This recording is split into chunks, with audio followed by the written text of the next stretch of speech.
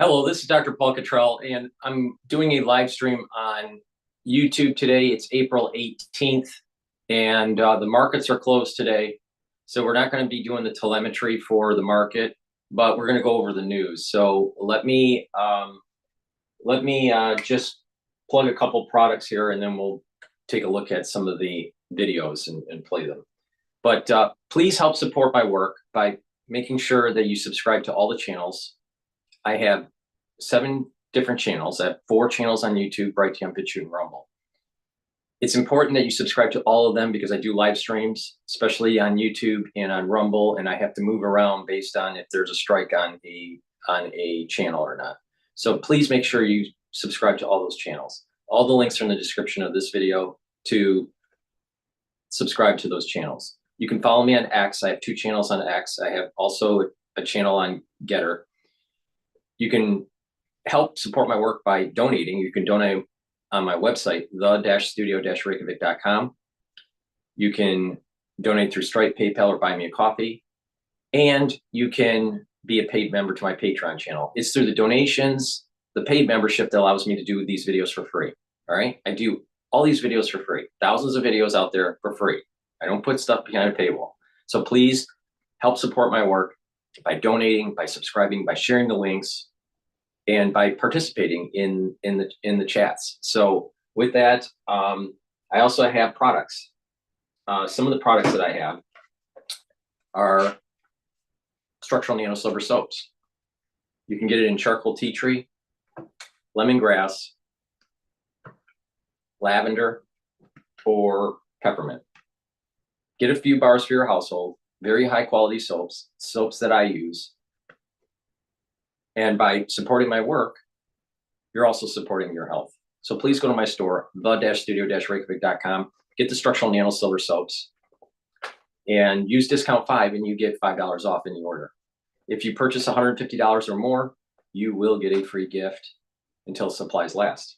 All right, with that said, let's go to Times Radio about Trump here. Another day in Gaza, some more casualties with influx of more casualties.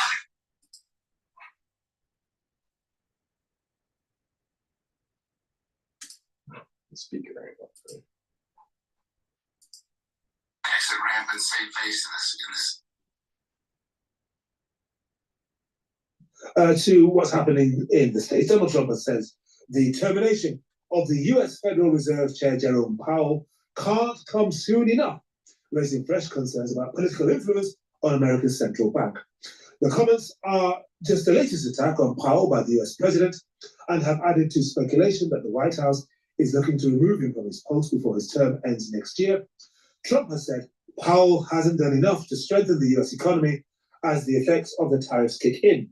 But many are concerned about the impact of ousting the Fed chief. Let's speak to Douglas Holtz-Eakin, president of the American Action Forum and a former director of the US Congressional Budget Office. So, Douglas, you're just the guy to talk to. Welcome to the program.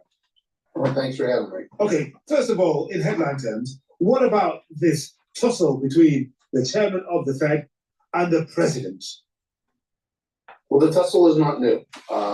President Trump appointed Jerome Powell chairman when he was first president back in 2018. Mr. Powell was criticized roundly by the president during his first term on multiple occasions, and that was when the specter of him first being fired was raised. Mr. Powell was reappointed by ex-President Biden for 4 more years of a term, and on the campaign trail, the president again criticized the chairman. This issue was raised. Would he fire the Fed chairman? And when asked about it, Chairman Powell said, "Can he fire you?" He said, "No." If he asked you to leave, would you? He said, "No." He said, "Would you care to elaborate?" He said, "No." And that's the last statement Mr. Powell's made on this topic. And the president's continued to talk, as you've heard so much about. Certainly. And it seems that the president was particularly irked by Mr. Powell's comment yesterday evening at an event in Chicago. And he said the Trump administration, has brought in some, quotes, very fundamental policy changes, including the tariffs, which are, quotes, significantly larger than anticipated. It's a statement of fact. Why is the president so angry? The statement of fact contradicts what the president says, and that makes him angry. Mr. Powell went on to elaborate that those tariffs would cause inflation to be higher, somewhat higher, and the economic growth be somewhat slower. And so that's also a statement of fact. I don't know any economist who disagrees with that assessment. The question is the magnitudes. And when asked about the magnitudes, he said, well, we really have no idea. This is much bigger than the Smoot-Hawley tariffs, and that was 95 years ago. We're in uncharted territory. We're definitely in uncharted territory. I think using the Smoot-Hawley historical precedents is a poor analog, because lots have changed with global trade and technology, alliances between different countries. A lot has changed, right? So that, I think, is a false comparison. But what's also important to realize is that the Federal Reserve caused the inflation, not the tariffs. The inflation that you have been seeing for many, many, many, many months, actually a couple of years, is because of a mistake of reading inflationary data from the Treasury Department through Janet Yellen and through the Federal Reserve through Chairman Powell. And Chairman Powell did not do shock therapy when they realized that they read the inflation data wrong. And instead, they did raise rates, but they didn't raise them high enough to cut off the inflation like Volcker did. Paul Volcker, he didn't do that. And because he didn't do the shock therapy, it became sticky. And then he added insult to injury by lowering rates in 2024. And by lowering rates when the inflation is still above 2% and unemployment is below 5%, it's inflationary. So the Federal Reserve did two things that caused the inflationary problem that we have today. They didn't do shock. They did three things, the three problems. They read the data wrong. They didn't do shock therapy when they realized they read the data wrong for inflation. And they cut rates too early in 2024. That's the reason why we have sticky inflation. There is no data to suggest in a modern era that the tax policies from Trump are going to be widespread inflation across the board like what the Federal Reserve did in recent memory, just a couple of years ago. So who's really at fault here with the inflation? Is it Donald Trump or is it really Chairman Powell? And that's really the crust of the question. And of course, this clown, it can't even bring that up.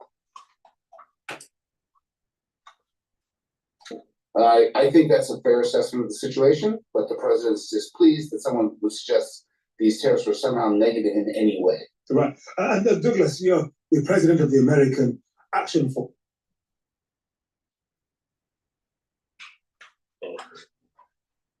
Advertisement.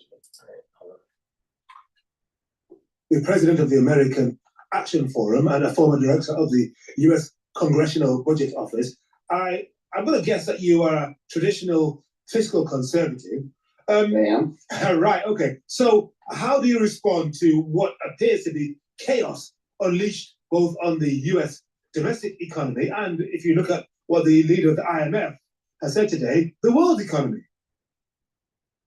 I'm dismayed. I mean, this is an own goal. This is just a terrible policy error that's been made by the Trump administration.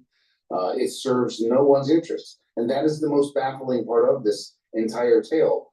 If you think about it, were he to remove, in an unprecedented fashion, Jerome Powell as chair of the Fed, I would be worried about the world capital markets and market stability, and worried about the dollar, and having something that makes first of all, I don't think that Trump can force Chairman Powell out. All right, I don't think he can fire him, but they could put a lot of pressure in the news about the mistakes he made, such as reading the inflation wrong with Janet Yellen during the Biden administration, not doing shock therapy when he needed to because he was placating to the Biden administration, and he cut rates too early when the data was showing that there was inflation.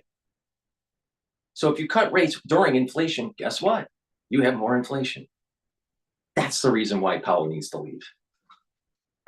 And if he's such a fiscal conservative, he's such a conservative kind of economist, then why isn't he bringing this up?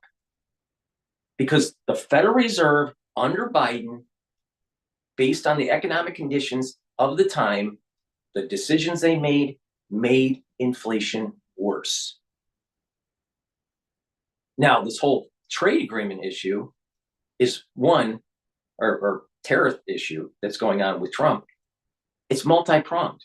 One, we need to bring back manufacturing to make more economic clustering in the United States. Two, we need to have entry-level positions for people that are coming out of high school and out of college, even elite universities, so they can start their career.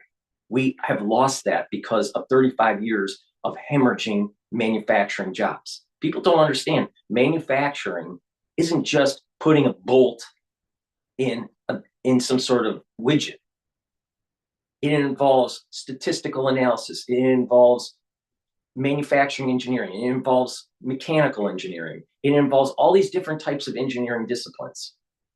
Then you have the economic clustering with the supply chain, and then the peripheral businesses that start to blossom that are small businesses. And that's how the society flourishes. When those jobs are gone, how do these people that are coming out of high school and out of college, even elite institutions like Harvard, are going to be able to find their first job when those entry-level positions aren't as available? That's the reason why the younger generation can't form families and can't afford their first home. That's one big reason. Another is that we don't have enough housing. We need more housing built that's affordable. But there's the problem. You lost the economic clustering. But if he's such a conservative, why doesn't he say this? Because the positions that Powell has made have not been conservative. They have been very liberal and leaned heavily towards the Biden administration. It looked like child's play is not in the president's interest. He doesn't need that kind of turmoil, yet he's persisting in this line of inquiry. So, today we learned one additional fact your listeners might want to know about. The president has met on a number of occasions with a gentleman named Kevin Warsh, whom most view as the likely successor. And he has asked Kevin Warsh about replacing Donald Trump.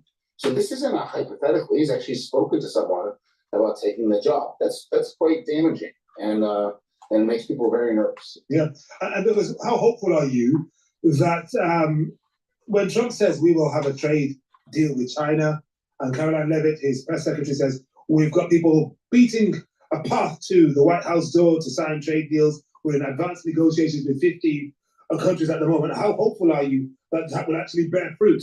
We've heard this kind of talk before. So I will give you a classic two-handed economist answer. On the one hand, I am quite pessimistic about this. What exactly does the president want from China? For that matter, what does he want from Mexico and Canada? The essence of a deal is to have something you would like and something to offer the other country. And we don't have the makings of a deal here because we don't know what he's trying to accomplish. And so that should make you pessimistic. He made it very clear what he wanted. He wanted to bring back American jobs for economic clustering. It's very clear. And then not only that, bring down the barriers of entry into other markets. We don't have free trade. You know why? Because our trading partners have created barriers of entry for American goods. That's not fair. It's not free and it's not fair. Meanwhile, taxpayers, middle class, lose their manufacturing jobs because there's multinational corporations are sending them to low-cost centers. And the jobs that we do have and the products that we are making, it's harder to send them to these countries because of the tariff barriers that they have put up. China's tariff barriers, before Trump even went into office, asked the question, go on to, let's say, ChatGPT or whatever. Ask the simple question. Before Trump came into office in 2025, what was the tariffs on American goods from China? And you're going to notice that the countries that he's going after, they have tariff barriers because they're trying to protect their industries and hurt the exports of the United States. That's what it's about. Now, I said that within what 60 seconds? Why can't this guy say this? I thought he was a conservative. What side of the what football team is he on?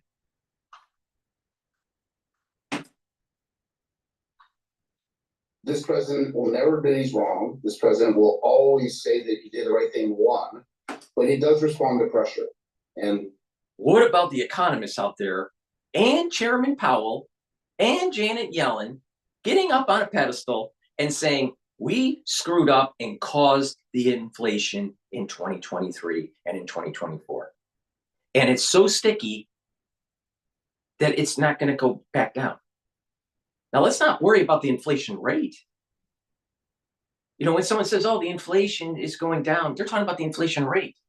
You also have to take a look at the cost of a good and what's the absolute cost that you're paying in dollars. That's sticky. The inflation rate is how much it's increasing year over year or month over month. Depending on some countries, it may be hour by hour. But the point here is that the absolute dollars that you're spending on goods and services, that price is sticky because of what Powell, these economists, and Janet Yellen did. They fucked up.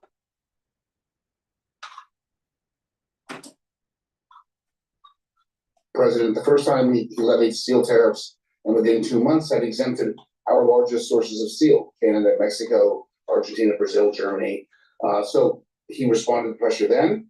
When he levied the new reciprocal tariffs and the universal tariff on Liberation Day, he very carefully exempted Canada and Mexico from any further tariffs, because that had already been clear that did too much damage to the U.S. economy. We are integrated with those economies in a very tight way. So he's responding a little bit to pressure already, and I think his advisors are just desperately looking for a way to give him an exit ramp and save face in this instance. Yeah, and I'm wondering what the role of the EU, represented today in the White House by Italy's Prime Minister Giorgia Meloni, what role the EU might give him when he's looking for a way out, when he's looking for a victory. Because he said in the last 24 hours there will 100% be a trade deal with the European Union. He says, yeah, we're going to lead on it, essentially. We're going to call the shots. But let me quote him directly. I fully expect it, and it will be a fair trade deal. What do you think? I think that what that means is he paused tariffs, so ask the EU to pause the retaliation. That would be fair. He will then say, lower some very specific tariffs, some of which are legacies of the past, and that will give him the excuse to lower the U.S. and we'll just call it even. So there is a way out. Getting to that point, I think, is an imperative. I'm deeply concerned about the notion that the U.S. would damage the world economy this much, and in the end game, be isolated and have lost the alliance it's traditionally had with Europe. That would be a terrible outcome. Yeah, and what about the so-called special relationship on the front page of Friday morning's Times, Douglas? The headline is this: blow to UK trade hopes as Trump says substantial tariffs will stay. But we're also hearing in both that, hey, I'm going to be going over to the UK, I'm going to be hanging out with the king, I'm in talks with him, it's going to be great, even bigger than last time. I mean, does he love the UK or not? And if he thinks UK is special, why is he not giving us a special deal? He loves visiting the king. I think that's an established fact. Yeah. Very, very, very proud of the fact that this is his second invitation. He did say when he was president the first time that he'd have a deal, a trade deal with the United Kingdom within a week of them leaving the European Union. Yeah. That didn't happen. So I would, be pleased by his words, but check your wallet when he leaves. Okay. Douglas, what a way to end. Thank you very much indeed. That's Douglas Holt speaking, president of the American Action Forum. All right, I want to go to Al Jazeera here. They're talking about U.S. launch hundreds of strikes on targets it says has been held by Iran-backed Houthis. And we've seen as well, on the other hand, that this strategy actually did not stop Yemeni from launching attack against Israel or continue their blockade against Israeli ships in the Red Sea, or either stopping attacking United States battleship. Just in the last week, Yemeni have shut down 4 MQ-9, the number of MQ-9 that has been shot since the Gaza 7 October is 19 United States MQ-9. So what Trump have said at the beginning of the attack in mid-March, he said that he wants to stop any attack in the Red Sea and to lift the blockade for free navigation and to stop attacking United States ship and to stop attacking United States drones. Had this stopped? No, actually. Yemeni army has increased their attack against Israel. They have increased their attack as well against United States battleship. And I believe that the coming step that will come from Yemen, it will be to target maybe oil tanker that belong to United States or UK, either in the Red Sea or Arabian Sea, and as well. If they're gonna start targeting the oil industry, I'm telling you, the United States is going to escalate war in Yemen. I mean, they have to, because they can't let Yemen chokehold that flow of oil. I mean, and then Saudi Arabia is getting involved. And I'll tell you, it's like I said, 2025 is going to be packed with 10 years of history. All right. I am doing a live stream on YouTube, and I'm doing a simulcast on X Spaces. So you can listen either way. So please, if you have a question on X Spaces, just raise your request for the mic, and you can tell me what your opinion is on what's going on in the financial markets, or what you think is going on with the Trump administration. This is an interactive show, so please, participate if you would like to. All right, this is all live, so thank you everybody that's listening and watching. So let me plug a product here, and then we're going to go to Victor Davis Hanson, talking about the universities. We're going to spend a little bit of time on the university issue that's going on in the United States.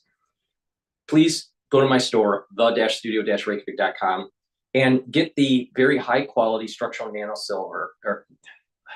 I'm sorry, it's been a long week. All right, please go to my store, the-studio-reykjavik.com, and get the great dual purpose deodorants that I have. All right, they're made from essential oils from the Himalayas, and you can get it in citrus, and you can get it in peppermint, lavender, and tea tree. No aluminum, no baking soda. I partnered up with Rainbow Herbals. We've created these products. It's dual purpose. You use it as a deodorant, and you can detoxify your body. All right, made from all natural ingredients, very high quality essential oils from the Himalayas. You can't get a better deodorant bar. It is more expensive, but you can't get a better deodorant bar. So please go to my store, the-studio-reykjavik.com.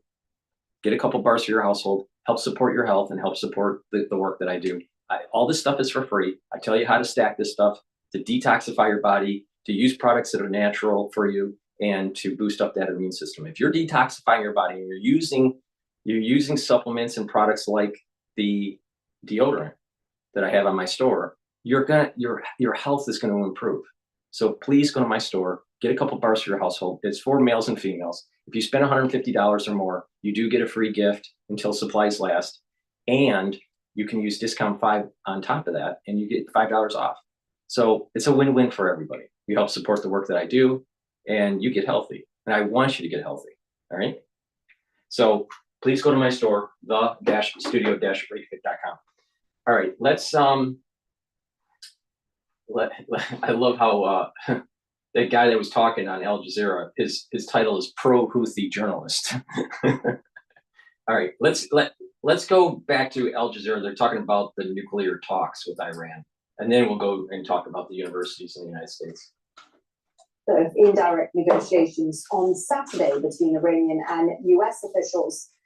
Arati is in Moscow. He's been meeting with Russia's Foreign Minister Sergei Lavrov, who says Russia will do all it can to facilitate the negotiations, which take place in Rome tomorrow.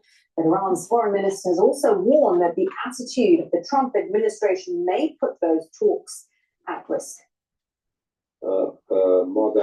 Regarding some doubts about the United States' will and seriousness, we have doubts about the US seriousness in this regard. We have doubts about the US will in this regard.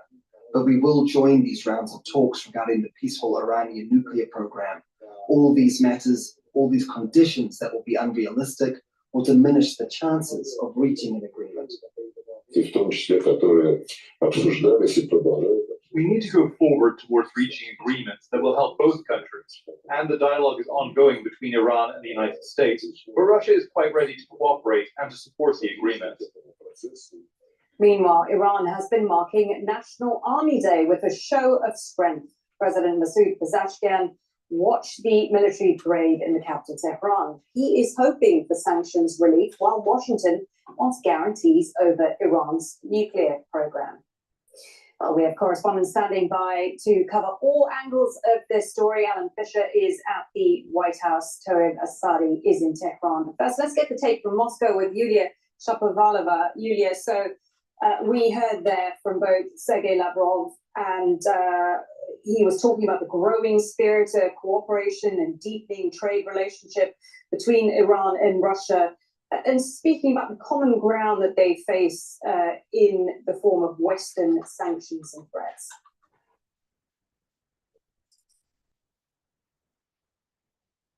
Yes, Russia and Iran's trade turnover just last year amounted to almost $5 billion, almost repeating the record. So, and just minutes ago, the Iranian foreign minister left the reception house of the Russian foreign ministry. Behind me, his visit, of course, considered here very significant, as it's taking place, as you mentioned, just a day before a second round of direct negotiations between Iran and the US and Rome. So we can say that Russia is one of the parties involved in dialogue. Just several days ago, Russia finally ratified the strategic partnership agreement between the two countries. So today, we've heard that Russia welcomes the desire of Iran and the United States to reach agreements on the Iranian nuclear program. Moscow is also ready to facilitate the negotiation process between the two countries, between Iran and the US, on Iran's nuclear program. Earlier on Thursday, Mr. Arakchi met with President Vladimir Putin in the Kremlin and handed a message from Supreme Leader Ali Khamenei to the Russian president, and obviously he received his full support. Yulia, Kremlin spokesman Dmitry Peskov has said recently that Russia is prepared to do everything to help resolve this standoff between the United States and Iran. Do we know what he means by everything? Well, according to Peskov, Russia, within its capabilities, is ready to do everything possible to help resolve the situation around the Iranian nuclear program. But political and diplomatic means, reportedly, Russia had previously agreed to help the United States in negotiations with Iran, touching upon, among other things, the Iranian nuclear program, as well as Tehran's support for anti-American forces in the Middle East. Sources say that Iran is keen to ease US sanctions in exchange for limiting its nuclear program. And in turn, the US has reportedly offered Iran to transfer its stockpiles of highly enriched uranium to a third country like Russia. So basically, that's what we hope that negotiations were touching upon. Okay, thank you for that. Yulia Shapovalova there first. All right, my take on the negotiations that are going to be taking place between the United States and Iran and facilitated by Moscow. Guess what? I don't think that there's going to be an agreement that takes hold, and I think that there's going to be further escalation of potential conflict between the United States and Iran, especially with what's going on with the Houthis, because they're backed by the Iranians. Please go to my store, the-studio-reykjavik.com, get the Max 14 or the Max 35 or Cleanse, which is 30 parts per million. They're all at different price points with different parts per million. Now, you use it the same way. You take a teaspoon a day, all right? Take a teaspoon a day, swish it in your mouth, gargle, 20, 30 seconds, swallow. It boosts up your immune system. If you're not feeling well, take a tablespoon or two a day, put it in your mouth, swish it, gargle, 20 seconds, swallow. And then once you start feeling better, go back to your maintenance dose. But you should be doing this every day. So please go to my store, the-studio-reykjavik.com, boost up your immune system. Take the Max 14, the Max 35, or Cleanse. They're all at different price points, at different parts per million, to help you get these products in your hand, all right? And the reason why I have 3 different types is because people want, to stack certain of the supplements together. right? And it helps with their affordability. So that's, it's really important. Now, I prefer to take the Max 35 because it's the highest parts per million. But I understand that individuals out there, times are tough. I get it. I totally understand, and I'm trying to get these products in your hands at the lowest price point possible. All right. So please help support my work. And, the more people that I can reach out and help, it does, if I sell more products, then I can do more things in terms of discounts and stacking these different boxes, anti-aging boxes, in such a way to get those price points better for you. But please help support my work. The protocol that I do works 100%. It works. You just got to follow my lead. All right. So take the Max 35, Max 14, or cleanse. Do it every day. That's the first pillar of a 4-pillar protocol. The second pillar is taking C60 to soak up free radicals. The third pillar is to take the ashwagandha, the turmeric, and the lignans to bring down inflammation and boost up your immune system and help with your cardiovascular system. And taking Boomer Boost to boost up those energy levels and your metabolism. It's a very powerful core protocol. You can add stuff to it, but if you do that on a regular basis, guess what? You're going to get healthy. So please go to my store, use discount 5. You get $5 off. If you spend $150 or more on any order, you do get a free gift until supplies last. Okay, with that said, let's pivot over to Victor Davis. He's talking about Trump's campus crackdowns is long overdue. All right. Now I'm going to do a series of videos here. All right. After this, talking about what's happening with the Trump administration in Harvard and my perspective on it. Okay. So let's start with Victor Davis. Administration came into power, they said, my gosh, these universities are bastions supposedly of civil discourse, civil rights, but they're abusing these privileges. And we're not going to fund $400 million unless they concede to certain protections of their own students. What am I getting at? The Trump administration wants to call them to account. And they have a lot of levers that the universities apparently don't seem to take seriously. They're dependent on millions of dollars, hundreds of millions of dollars of federal money. Why? I don't know, because they have multi-billion-dollar endowments. But nonetheless, you're not obeying. Victor, in the nonprofit world, when there's donations, there's totally restricted net assets, temporarily restricted net assets, and unrestricted net assets. Majority of the endowment is permanently restricted net assets. That means whatever's produced from the corpus, interest or whatever, you could use that, but you can't use the corpus. That's what it means, Victor. All right. I'm surprised you didn't know that. All right. So, okay. So with that said, another thing that is really important to keep in mind here is that these institutions, the Ivy League and the Ivy League Plus, in the news, you would think that they generate most of the research in science. That's not true. There's over 300 Carnegie classified universities doing research, R1 or R2. There's 2 classifications. It's either an R1 research center or an R2 research center. There's over 300 of them in the United States. The Ivy League's 8 universities. Ivy League Plus, depending on how you slice the cake, add another 25, maybe 20. All right. So you're talking about 28 or 30 universities that the perception in the news is that that's where all the research is coming from, this scientific research. Approximately $90 billion goes to universities for research, approximately $90 billion. All right, so let's just round it off to 100 billion. Approximately $100 billion goes for research annually to these to universities across the United States.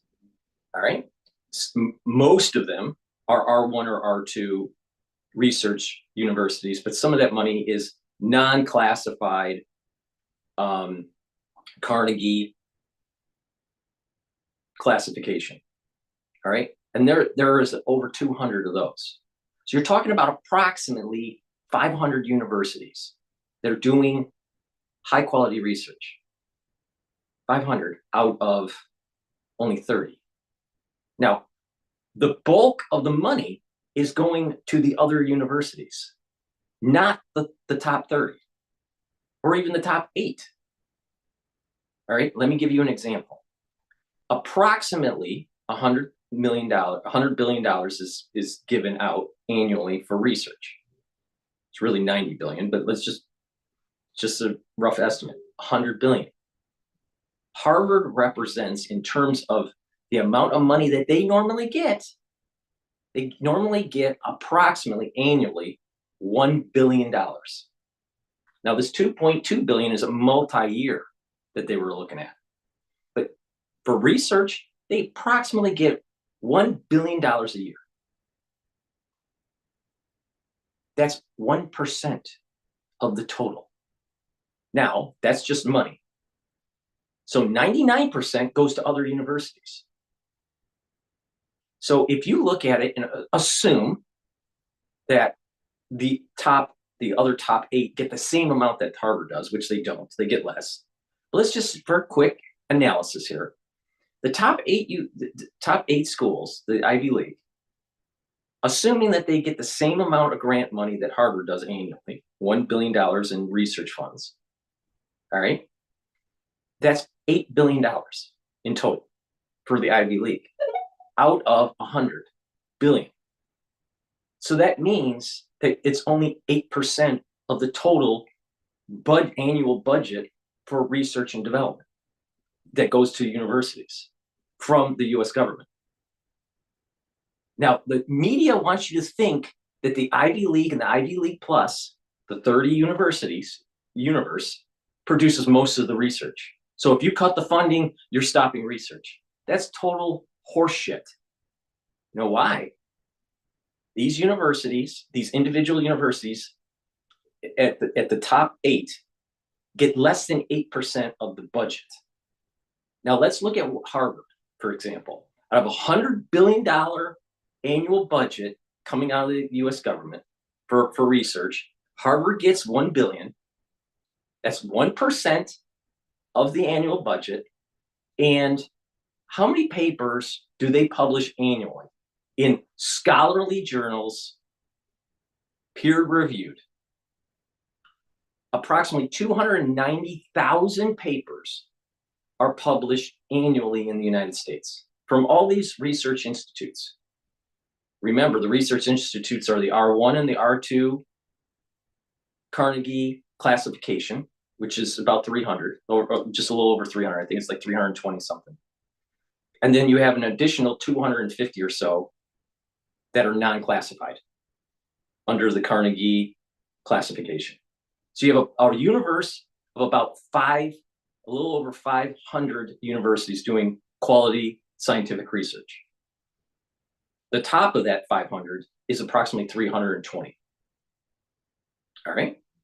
Now, that university number of about 500 is producing 290,000 research papers annually. Harvard only produces 10,000 annually. So even in the universe of published papers, from $1 billion grant annually, Harvard is only 3.4% of the actual papers published. Harvard doesn't even come close to being the most important university in terms of research. Most of the scientific discoveries are not coming from the Ivy League or the Ivy League Plus. It's coming from the other universities, not the top 30. It's the other 470, where most of the bulk of that research that's being published is coming from. So don't believe the bullshit that's in the mainstream media. when they say you cut the grant at Harvard, then that means that cancer research is going to be delayed, or Alzheimer's research is going to be delayed. That's total bullshit. It's total bullshit, because Harvard only produces 3.4% of the actual peer-reviewed papers. What about the other 97%? Oh, that other 97% isn't quality research? Well, that can't be. That line of thinking can't be true, because majority of those peer-reviewed articles are coming from an R1 or R2 research facility. So the story that they're pushing in the news is a bullshit story. Now, if you don't believe me, just look it up yourself. And it's really simple. All you got to do is just Google or use ChatGPT or whatever you want to use. And how many research papers are published annually in the United States? It's about 290,000. How many published papers annually by Harvard? It's about 10,000. What is the budget on average for research by the US government to universities? It's about 90 billion. It's 175 billion, but that's also including other research grants that are outside of the university window. So when someone says that if you cut Harvard's budget 2.2 or 9 billion of multi-year grants, that you're going to cut the legs of science down and we're going to be 20 years behind or 10 years behind. What about the other 97% of the research papers? Most of the universities do not have this problem with Trump. Most R1 or R2 university research centers don't have this problem. Now, the reason why Harvard can't spend their endowment is most of it is permanently restricted, net asset. So they can't use the corpus. So don't believe the bullshit. All right. This is a fact. Most cutting edge research, the bulk of what is published is coming from state schools that are tied to the Carnegie classification. And that's a fact. Now, people would say, well, what about Nobel Prize winners?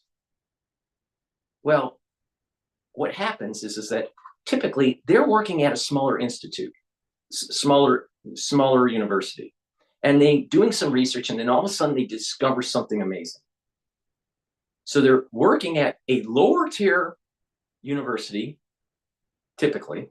They get notoriety within their discipline, and then they're hired into the Ivy League or the Ivy League Plus. It's not that their original research came from the Ivy League Plus or Ivy League. In most cases. Not in all cases, but in most cases. So what the Ivy League Plus or the Ivy League do is they bring on these professors. And so when they do eventually get the Nobel Prize, it's this Harvard professor or this Columbia professor or this Notre Dame professor or whatever, all right? But the original research came from a lower tier university doing quality research. The point is, most of the research in the United States is not coming from the Ivy League. Now, if you don't believe me, you can do another test. You can do this very easily. Take a look at PubMed, or take a look at some other database that has scholarly research at a library. And take any subject that is hard science, or even economics or in business, and you drill down and look at a scholarly journal and look at, the on that particular topic, the top 50 recent articles that are tied to that question, that's tied to that particular discipline.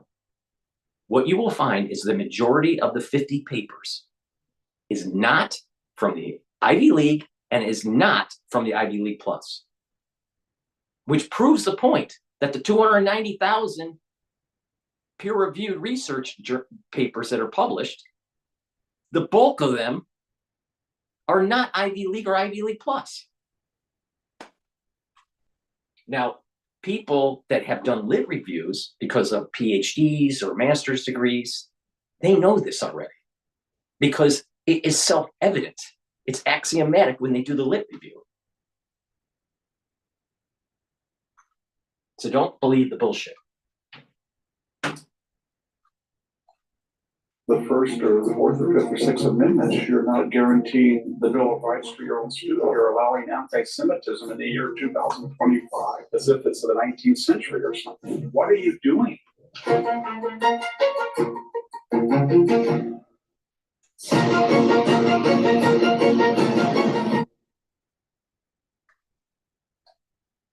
Hello, this is Victor Davis Hanson for the Daily Signal.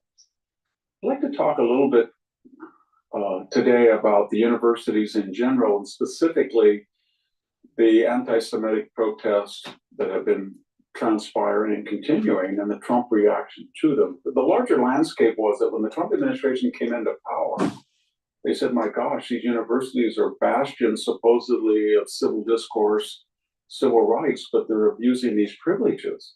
And we're not going to fund a Columbia University, to take one example, with $400 million unless they concede to certain protections of their own students. And some of them extended to recommendations or rules not to wear masks or not to disrupt lectures, et cetera, et cetera. This week, you've seen student protesters still wearing masks, so those were apparently not enforced. The interim president at Columbia resigned because she was saying one thing to the faculty and another thing to the Trump officials. But at Princeton University, let me just go off on a tangent. This is my show, and I can go off on tangents just a little bit. I find it very strange psychologically what is happening in society in the United States, where you had this situation because of the crisis in 2020, where people didn't want to wear masks. People were forced to wear masks. Some people were, they had germophobia and all these different issues that were going on during the crisis, right? Now we're way beyond that, all right? And you have a society, especially I see it in New York, but you have a society that is actually using the masks to do nefarious things, to hide their identity, to go into a store. This is very prevalent in New York, to go into the store or wear a mask on the MTA train and do crime. And so they're hiding their identity, but they're hiding behind this post-COVID era kind of thing, right? Because there are people that really have a problem with germophobia now. That's a true. I mean, I see it. You know, it's a real problem. All right. But then you have another group that's like more gang related and causing disruption in the society and stealing and all this stuff. And they want to hide their identity. A lot of them are from a minority culture. And so it's now turning into not something for protecting oneself, for their health. If you believe that was protecting you, and, there's a debate about that. But they're now using it as a means to hide their identity. All right. It's very prevalent. And so when he stated that, the masks and stuff, these people shouldn't be wearing masks. There should be no reason to wear masks unless you have some sort of major immune compromised issue that most people don't have. All right. But the thing is that some people do, but there is a section of society, especially in high density areas that are liberal, where there's germophobia now. And then there is this other section of society in high density areas that there's a crime element and they're using the masks to hide. And a lot of them, unfortunately, are minorities. All right. Now it sounds kind of racist and all that, but those are the facts. All right. we need to push back. Conservatives need to push back and say, quit the bullshit. All right, you're hiding. All right. And so I do see that there is this relationship of what's going on with the anti-Semitism, what's going on with the erosion of God, country, and family, what's going on with property rights, the theft increase, the thievery that's going on in high density areas. These are all related. And if you go down to the root cause of it, it is losing our moral fiber. Now, where do you get your moral fiber? Through your family, from your parents. Now, if your parents don't have a moral fiber, how's the kids going to have a moral fiber? Look at what just happened with that on the track field, right in the stands, where you had this white student that gets stabbed by a black student from a different school, and now the parents are living large. Now there's a debate: did they live in the house before or after the stabbing? You know, the buying of the Escalade. You know, why do they need, you know, a luxury vehicle and all this stuff? But this kid that actually, this black student killed a white student, and guess what? Financially, the family benefits from his crimes. There's something wrong morally with what's going on there. There's something deeply morally wrong with society. And so this does dovetail into the hiding, using the masks to do nefarious activities. All right. So we have been sociologically affected by the things that happened in the crisis, not just physiologically, but sociologically.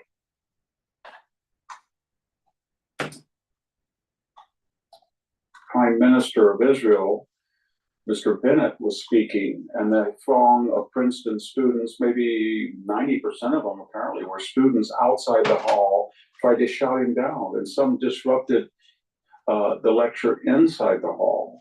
And Jewish students reported they were subject to anti-Semitic, anti-Jewish slurs and taunts. And the university knew that the speech was scheduled and apparently did not make any extra efforts to ensure the integrity of the lecture, which right. all brings up. See, there's nothing wrong with peaceful discussion in an orderly way in academia. But when it becomes disorderly and it becomes a mob mentality, these university professors and presidents need to push back on the student body. Now, if you think that this is just an anti-Semitic thing, you need to wake up. This is an issue between races that's building up in the United States. And some of the underlying themes are reparations, taking from people that have already accumulated wealth, the reduction of property rights. This is not an anti-Semitic thing. There is a movement that is happening in the United States where they want to erode the Constitution and take away from people that have accumulated wealth. There's an ongoing effort in liberal states to do this. It's under the umbrella of reparations. But that's hard reparations. There's a soft reparations. And that's when these minority groups, typically Black, are stealing from stores or causing crime, and they feel as though there's no accountability. And the sad thing is there's so many minority lawyers and judges that they have a leniency towards these individuals. And so they get off with very reduced bonds, sometimes no bond at all. Now, in the case with the stabbing of the high school student, talking about the moral fiber coming from the parents, don't you think that there's something fundamentally wrong with taking money from a GoFundMe account and living large when their child literally killed someone? Don't you think there's something morally wrong with that? And then their lawyer or their representative, family representative, demonizes the child that died, his father, because he attended the press conference? There's something morally wrong with that family. But it's not just that family. It is pernicious across the board. This thing is, there's a ubiquitous that I'm starting to see in the last 20 years, where you have this minority group falling under the umbrella of the BLM movement that is trying to erode our constitutional rights. And unfortunately, what happens, race relations have improved since 1960s to a great degree. And many very prominent and smart and successful Blacks have moved up the ladder. You see them, in business. You see them in certain parts of industry. All right, but there isn't a huge element that doesn't want to work hard to be able to have a better life for their children. They want to take. There's a big section of society that's all about taking, not working for it, not doing something where it's through merit. They don't believe in through merit. They believe in taking, and it's fueled by the rap and this ghetto culture and the baggy jeans and looking like a slob and this whole drug culture and all this stuff. The Eminem, and the P. Diddy's and the Dr. Dre's and all that. They are a direct cause of this fucking problem that we have in the United States right now.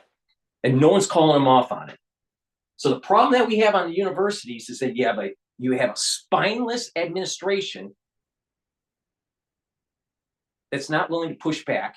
And even worse, you have a faculty that is highly aligned to the BLM movement.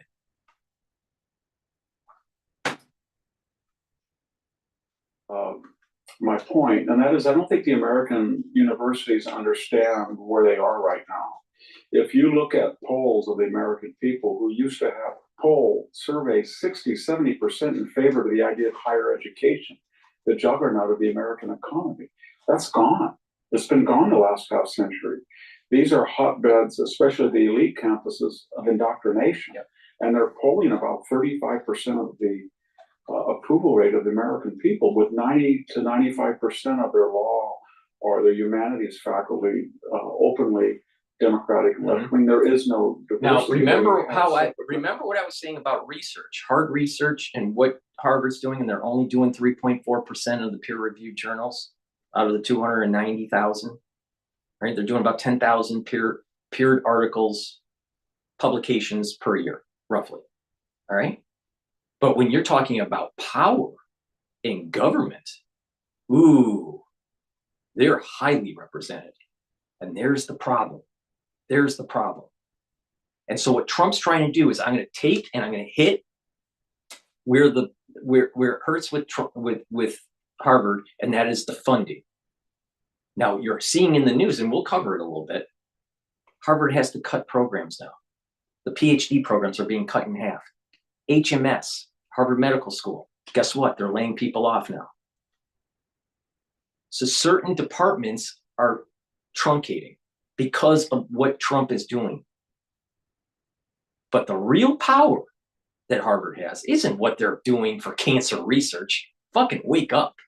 What they're doing is the indoctrination of another generation that's going to get into politics and get into the different branches of government, especially in the judicial branch.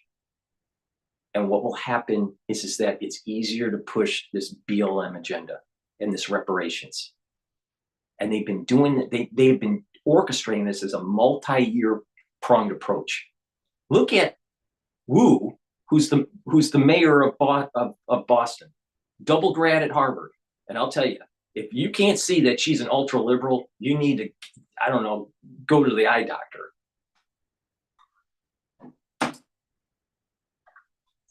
Race is predicated on race, separate spaces, but separate dormitories. What am I getting at? The Trump administration wants to call them to account. Yep.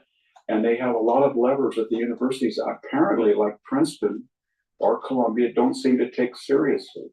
They're dependent on millions of dollars, hundreds of millions of dollars of federal money. Why, I don't know, because they have multi-billion-dollar endowments. But nonetheless, Like I said, it's about permanently restricted net assets for the corpus. Come on, Victor.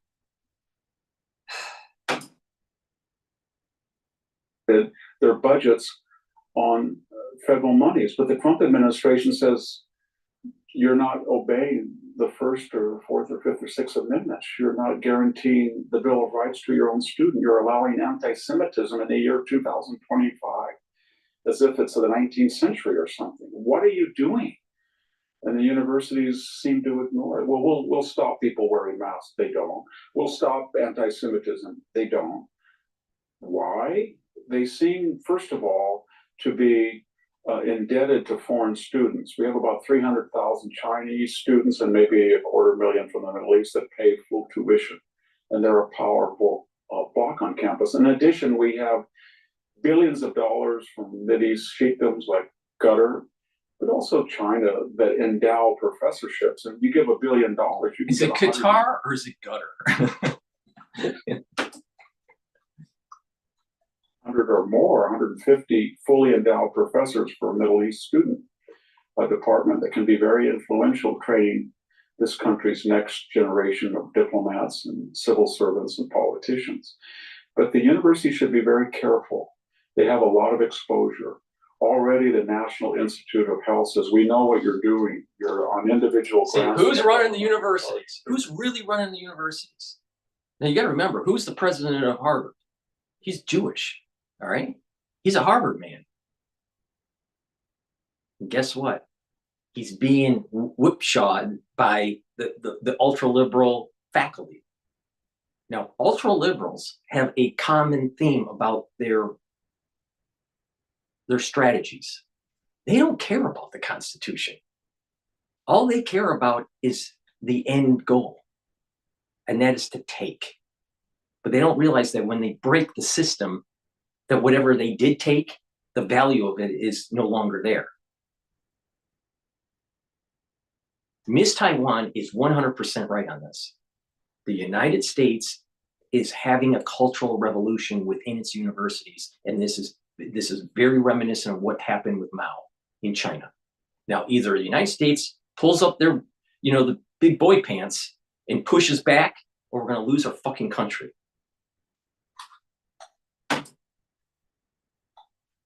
%, that's not going to happen. 15% tops, that's going to cut hundreds of millions of dollars out of their budget. Now the Congress is saying, we know what you're doing. You're not nonpartisan, you're not non-ideological. Right. You're going to pay a tax, an income tax on your huge endowment income. That could be 100, 150 million in some cases. Now the administration says, you're not defenders of civil rights, you're offenders.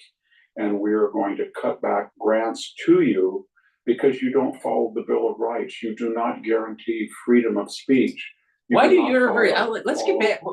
Why do we even assume that universities should be defenders of civil rights? Shouldn't they be just a really simple mission? Educate the population, educate their student body based on the degree that student is looking for. If they want to be a chemist, great, get a chemistry degree. All right. If they want to, go into poli-sci, fine, get a poli-sci degree. But the faculty should be even mixed, where you get conservative views and liberal views, and the student makes that decision. But they're there under the rubric to get an education, not to be indoctrinated. And what's happening is that these blue-haired liberals, faculty are fueling the flames of these protests on top of other organizations like Soros funding it. They don't need to be defenders of civil liberties. They can create students that end up getting into politics or getting into law that are defenders of civil liberties. But why does it have to be a circus in Harvard Yard day after day? Why? Why?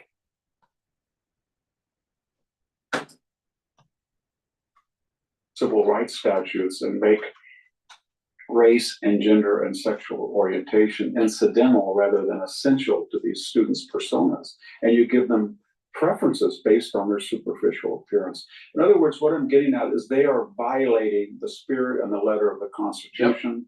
Yep. They think they're too big to fail. Yep. They think they're immune. Yep. They think there'll be a liberal administration back. Yep. But they should be very careful. That's exactly that violation. I think Garber is they didn't push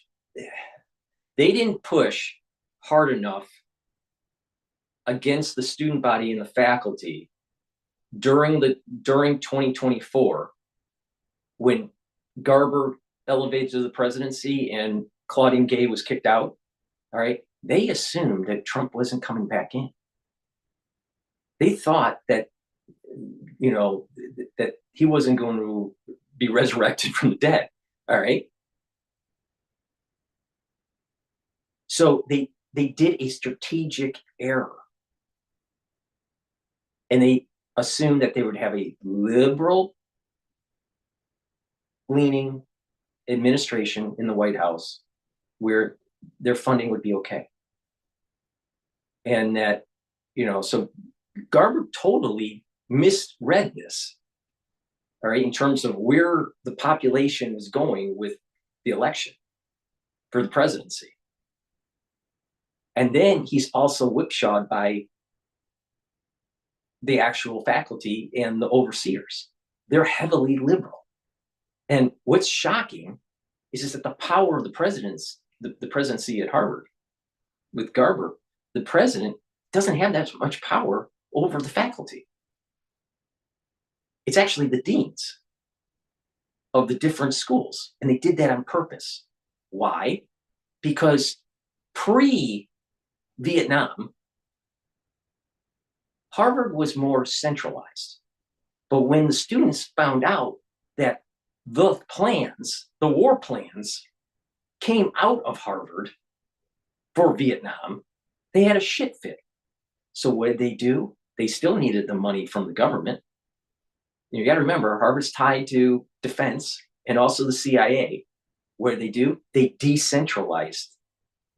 So they protected the corporation, they protected the overseers, and then they created these fiefdoms of decentralization within Harvard.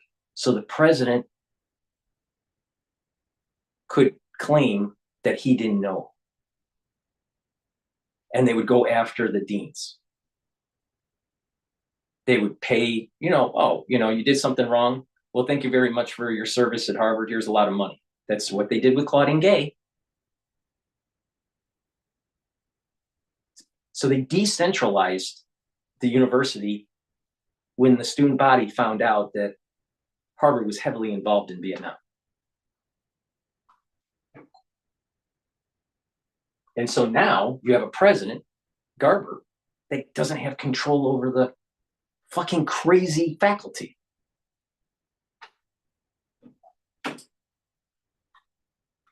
Statutes, and the administration has a number of levers to pull, and whether it's taxing the endowment, getting out of the student loan business and letting the universities use their own endowment to guarantee their loans, cutting back the surcharges on individual grants, and suing them in federal courts to open up their admissions policies in a transparent and meritocratic fashion.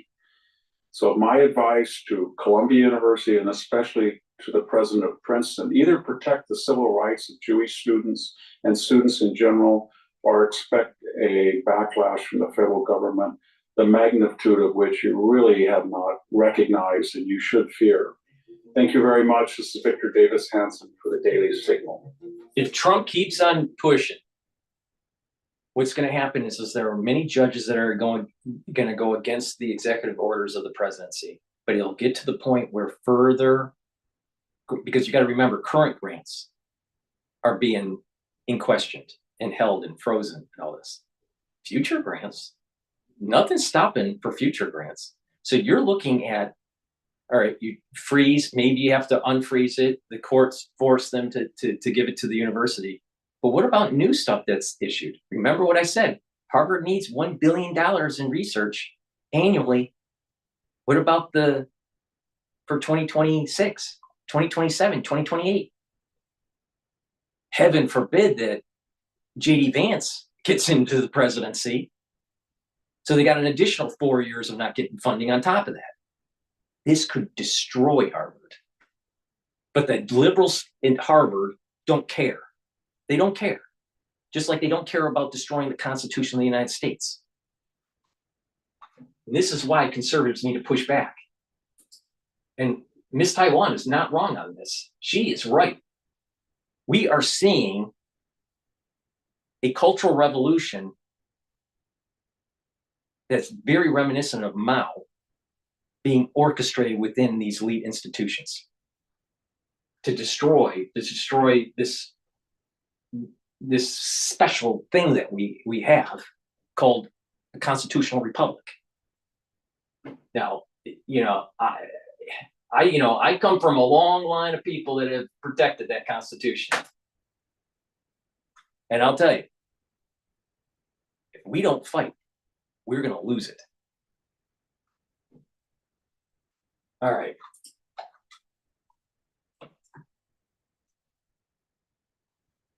All right, let's now dive in a little bit more on this issue.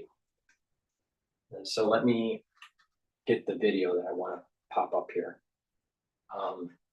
with intro.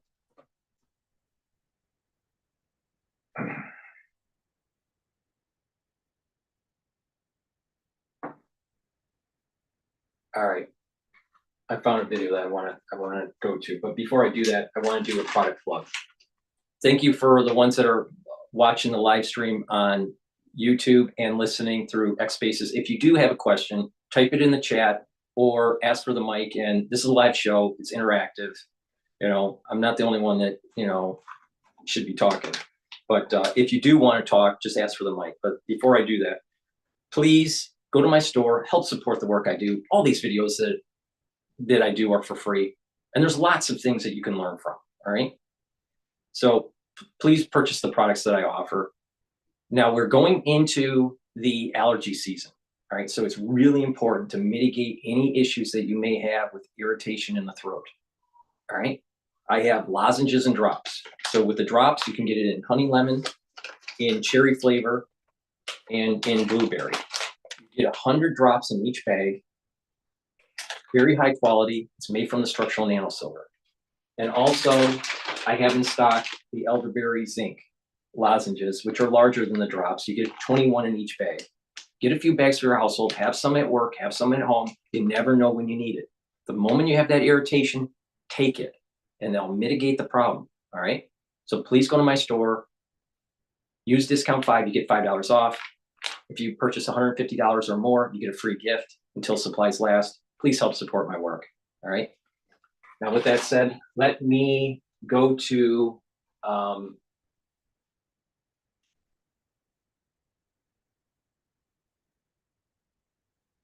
right. This is from the Daily Show. All right. So I think the Daily Show is a comedy. All right. But the Harvard rejects Trump's order. All right, so I want to get a little bit of a different perspective from the Daily Show. I'm not sure if this is a comedy or not. I don't watch the Daily Show though.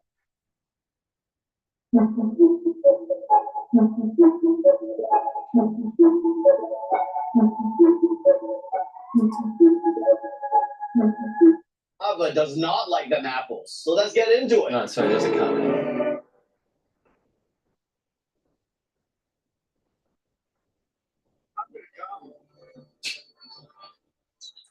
Yesterday was a big day in American history. A group of women finally met society's expectations to weigh 0 pounds. And also, Donald Trump figured out that when the Supreme Court tells him to do something, All right, I don't have any patience for these comics. All right, let's do democracy now. They're talking This is about Democracy Now, democracynow.org. I'm Amy Goodman with Juan Gonzalez.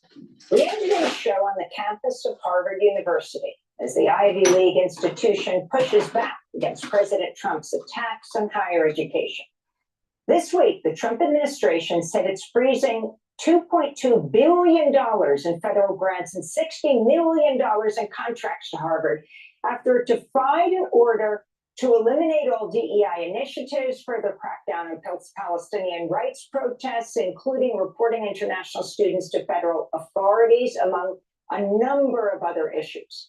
Harvard President Alan Garber wrote in a letter to the school community Monday, quote, "The university will not surrender its independence or relinquish its constitutional rights. No government, regardless of which party is in power, should dictate what private universities can teach, whom they can admit and hire, and which areas of study and inquiry they can pursue," unquote.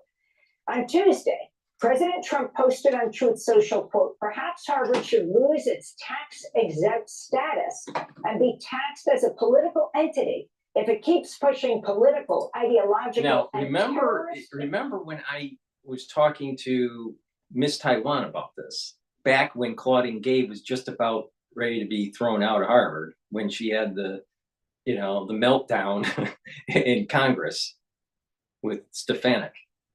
All right, Stefanik, I guess it is. She was right. Harvard, if they keep on pushing against the government, all right, they're going to lose their tax exempt status. And the Harvard corporate, it's not really about the Harvard University. It's about the Harvard Corporation that's scared of that. All right, very scared of that. They're more scared of that than the loss of the $1 billion a year in research.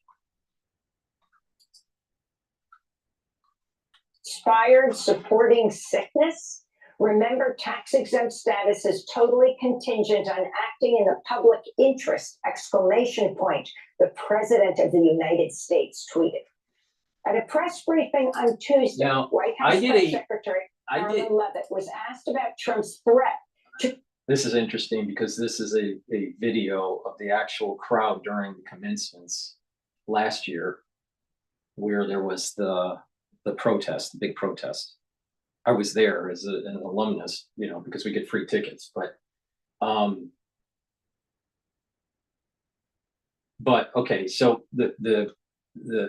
now I lost train of my thought here. What was I gonna say? I lost the train of thought. Damn, what was I gonna say? Damn.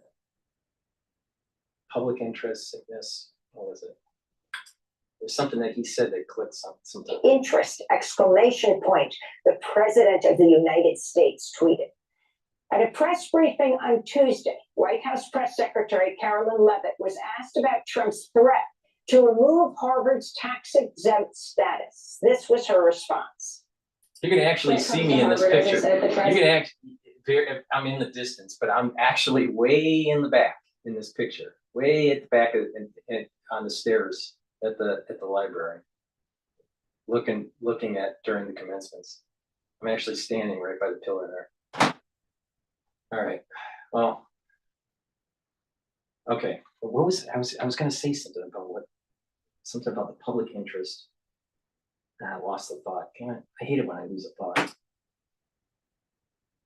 Been quite clear they must follow federal law. He also wants to see Harvard apologize, and Harvard should apologize for the egregious anti-Semitism that took place on their college campus against Jewish American students. As for the tax-exempt status, I would defer you to the IRS for any updates.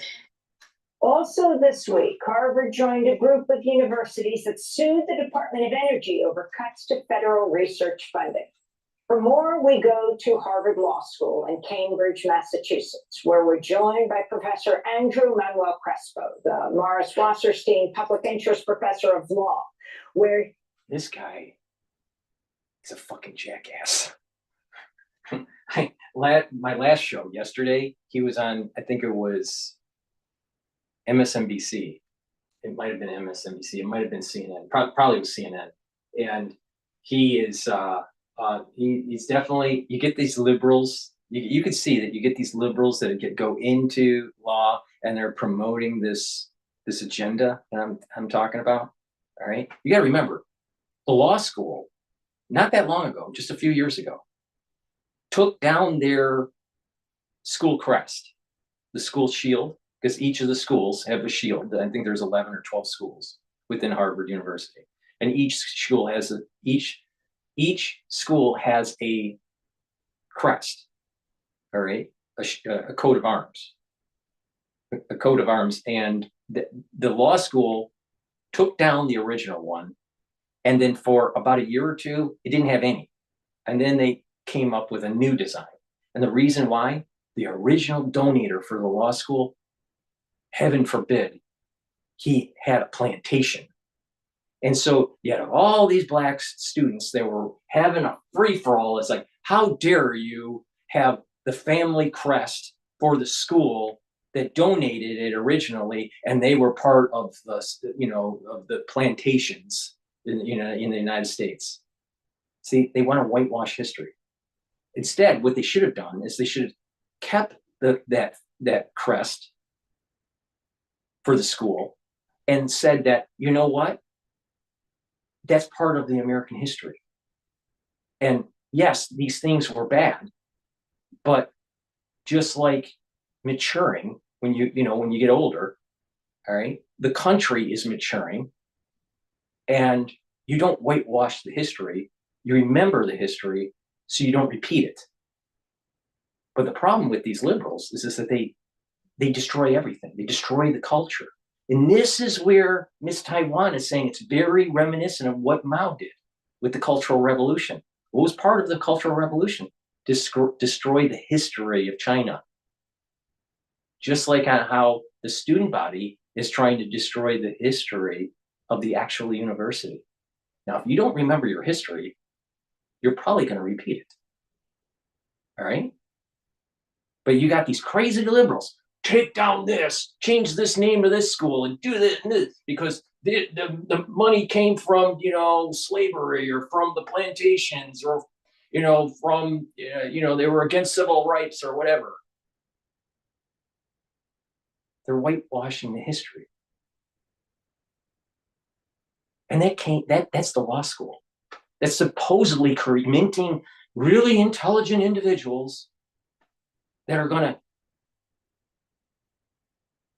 carry the flame of the Constitution into future generations. Meanwhile, they're cannibalizing their own school. Let's listen to the professor from Harvard Law. Joins us now from.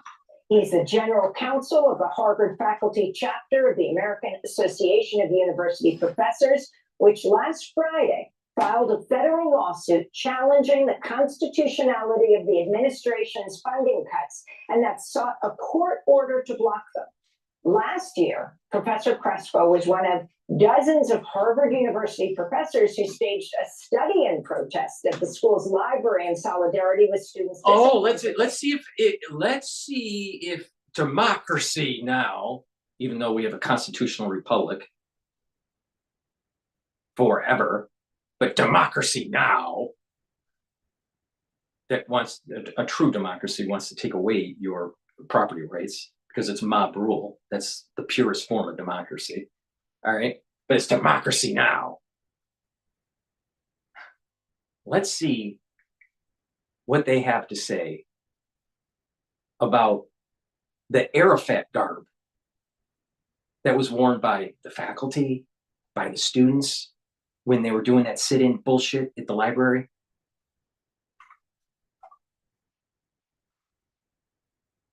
Now, for the ones that are younger, maybe you don't remember Arafat, but he wasn't a nice guy. And Sharon regretted. He had when they were doing the war in the Yom Kippur War, he regretted not killing Arafat on the battlefield. He let him live. And now we have the PLO that metastasized into Hamas and Hezbollah and all the bullshit that we have now today. But if Sharon wasn't afraid and he killed Arafat on the battlefield, guess what? We wouldn't have had this problem. It's kind of like that psychological test. If you know that that Hitler baby is born, would you kill Hitler baby or not?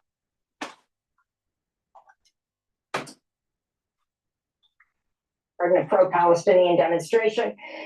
He was then banned from the Harvard Law Library temporarily. We welcome you, Professor, to Democracy Now! Can you talk about the stance that Harvard has taken, which has surprised many? Yes, and thank you for having me. It's really wonderful to be with you.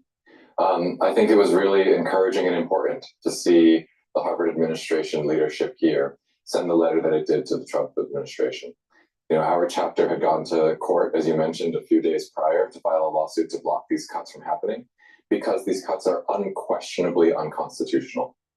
Our Constitution has a First Amendment that protects freedom of speech. And as the US Supreme Court has made abundantly clear, academic freedom on university campuses is a central component of that right to free speech. What the Trump administration is trying to do is use massive coercive pressure and threats to make universities across the country switch to talking about what the Trump administration wants them to say. He wants to control what's said in our classrooms, what's said on our campuses, what we research about, what we write about, the questions we ask and the answers we give, so that they fit the ideological agenda of the Trump administration. What happens when you get funding from a foreign entity, China, Qatar, or GETTR?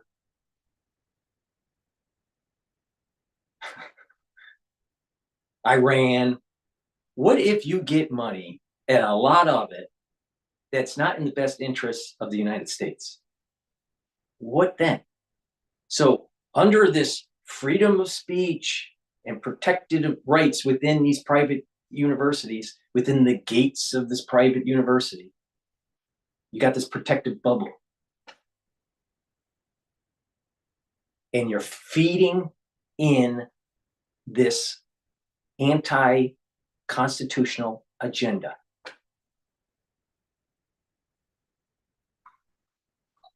So they're not really supporting the Constitution. They're really burning it. Now, I'm a firm believer of kind of like the juxtaposition of something or synchronicity. All right,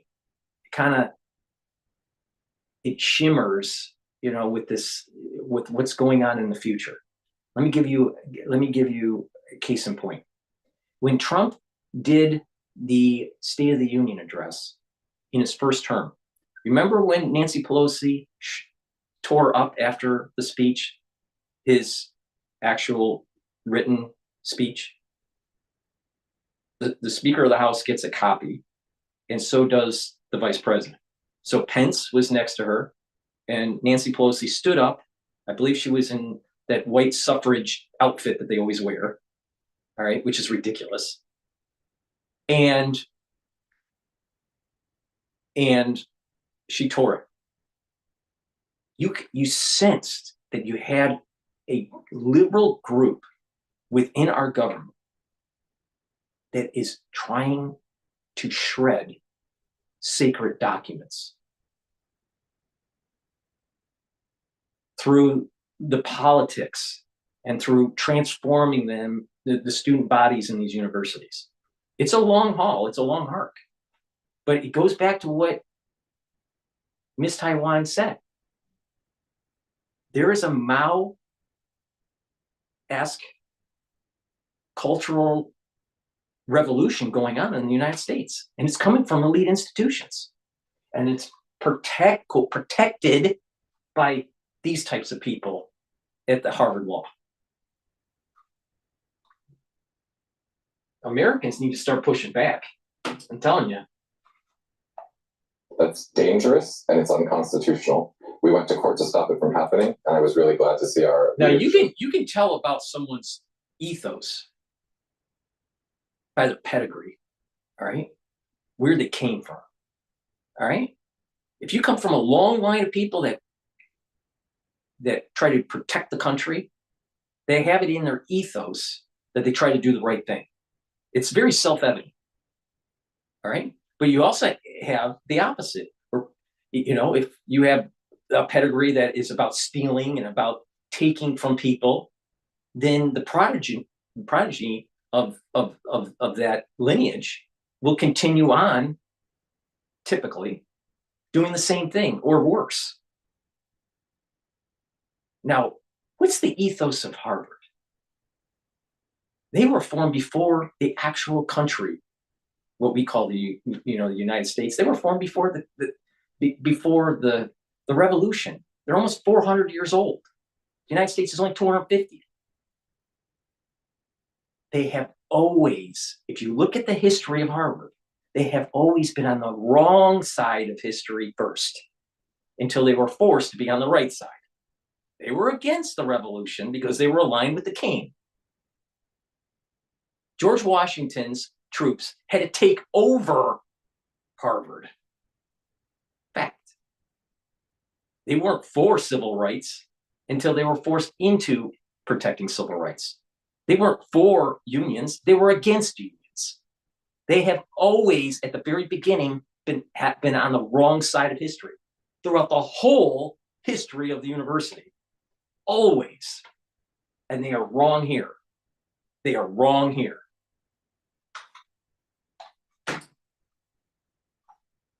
Here at Harvard a few days later follow suit and say that they are not going to accede to these demands. And Professor Cottrell, I want to congratulate the AAUP chapter there for taking this stance, but I'm wondering why didn't it since it appeared to be so clearly. Now, remember what I said about Trump? And I said that his soul root, it's like, he's chaotic, but there's a little bit of George Washington. You can almost see it with that overcoat that he has and the way he walks and the way that hair and that side silhouette. It's kind of George Washington-esque. He's a little bit of JFK. He's a little bit of Reagan. Right?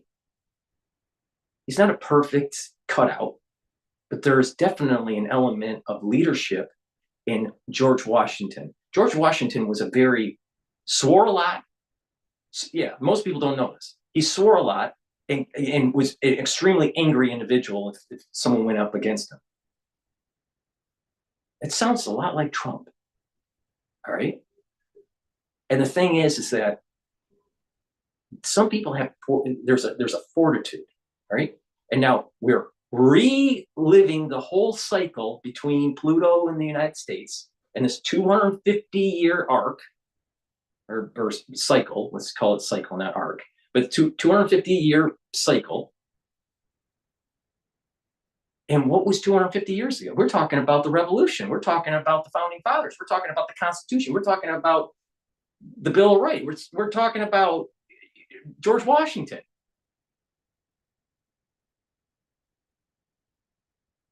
And what was happening during that time period? Harvard was against George Washington till they were forced to be aligned with him. Perhaps we're seeing something happening again in this 250-year arc with Trump, forcing the issue on a university that wasn't really aligned with the country. And I think this is what's happening. Through a fib sequence, we are reliving 250 years. But these people are so smart that they just can't see it.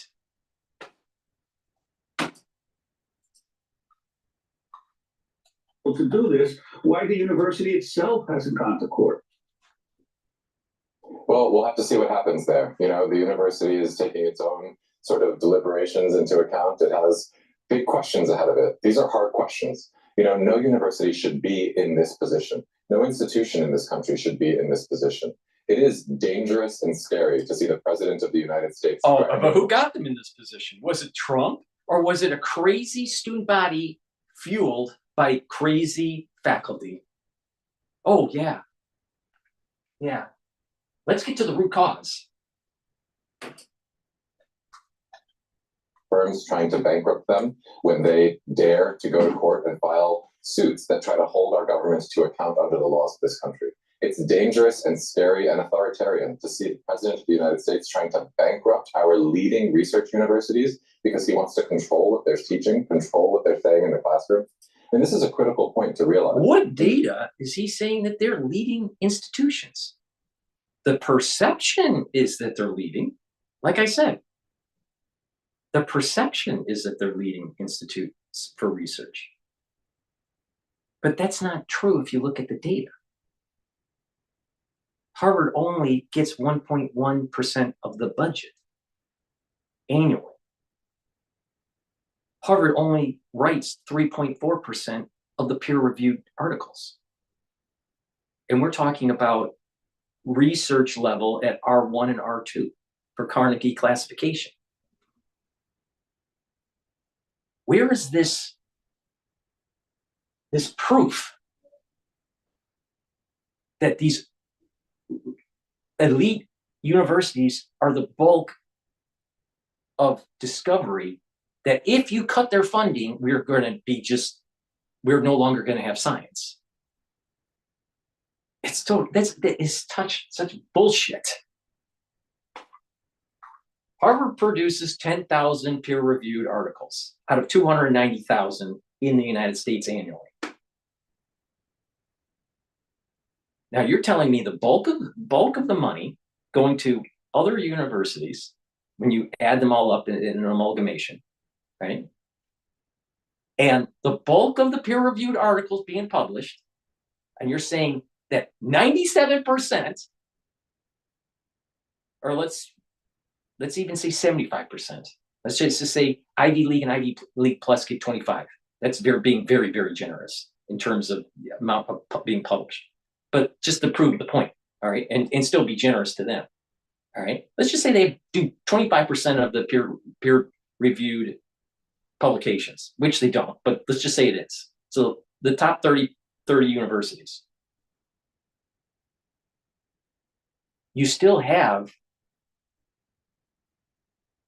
470 universities that are getting money and doing research. And so you have 75% of the peer-reviewed articles that are pushing science forward. So where is this?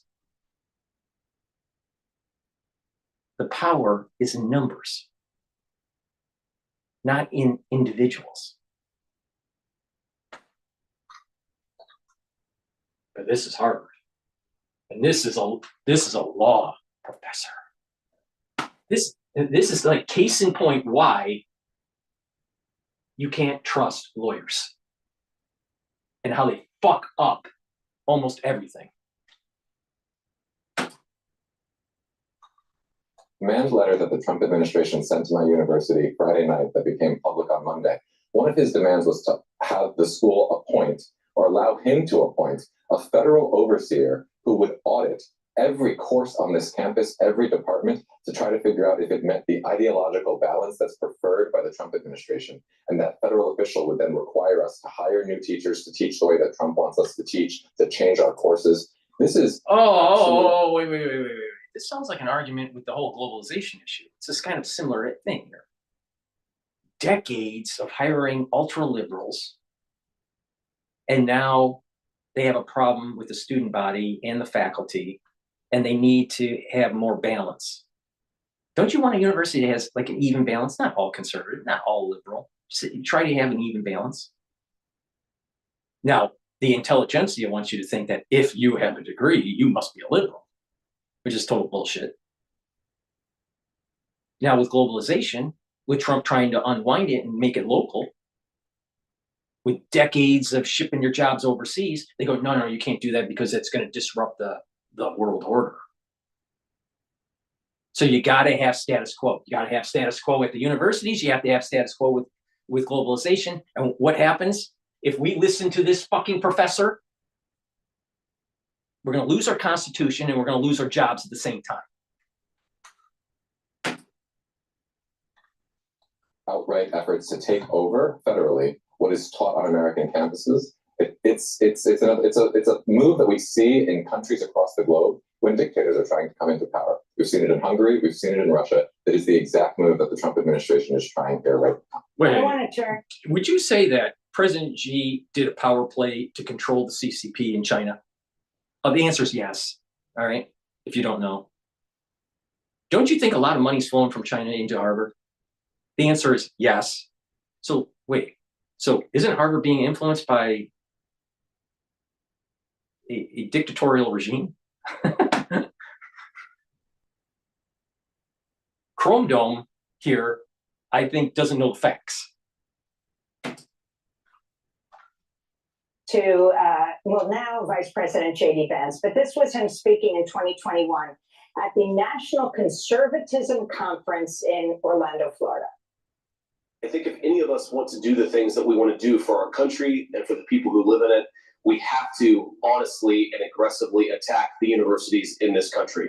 We have to attack the university.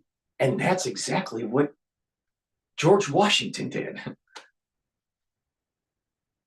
See my point? We're reliving an element of 250 years ago. Now, what side are you on? What side are you on?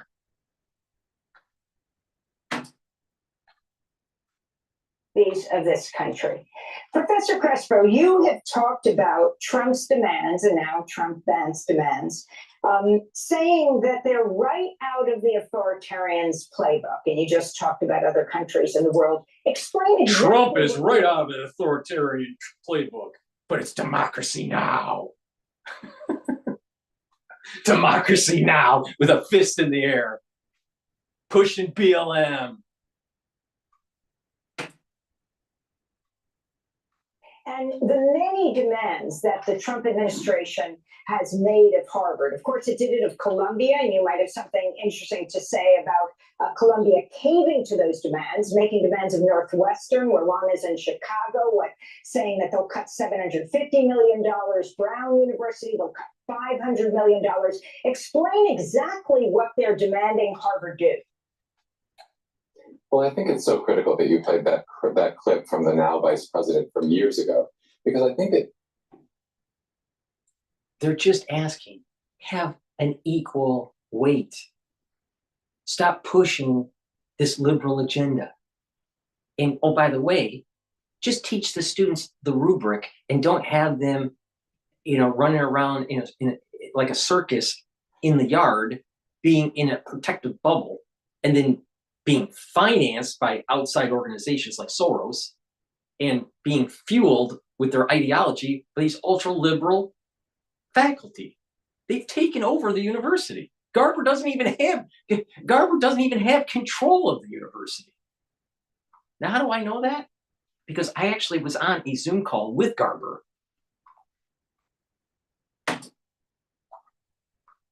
Really makes clear what this is all about.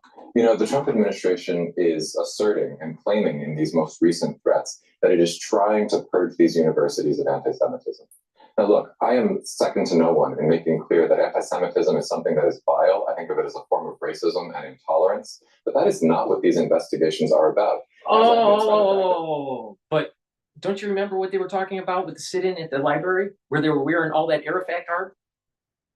And you're telling me that the Arafat garb isn't pushing pressure points with the whole issue with Israel and Palestine? If you're wearing Arafat garb, isn't the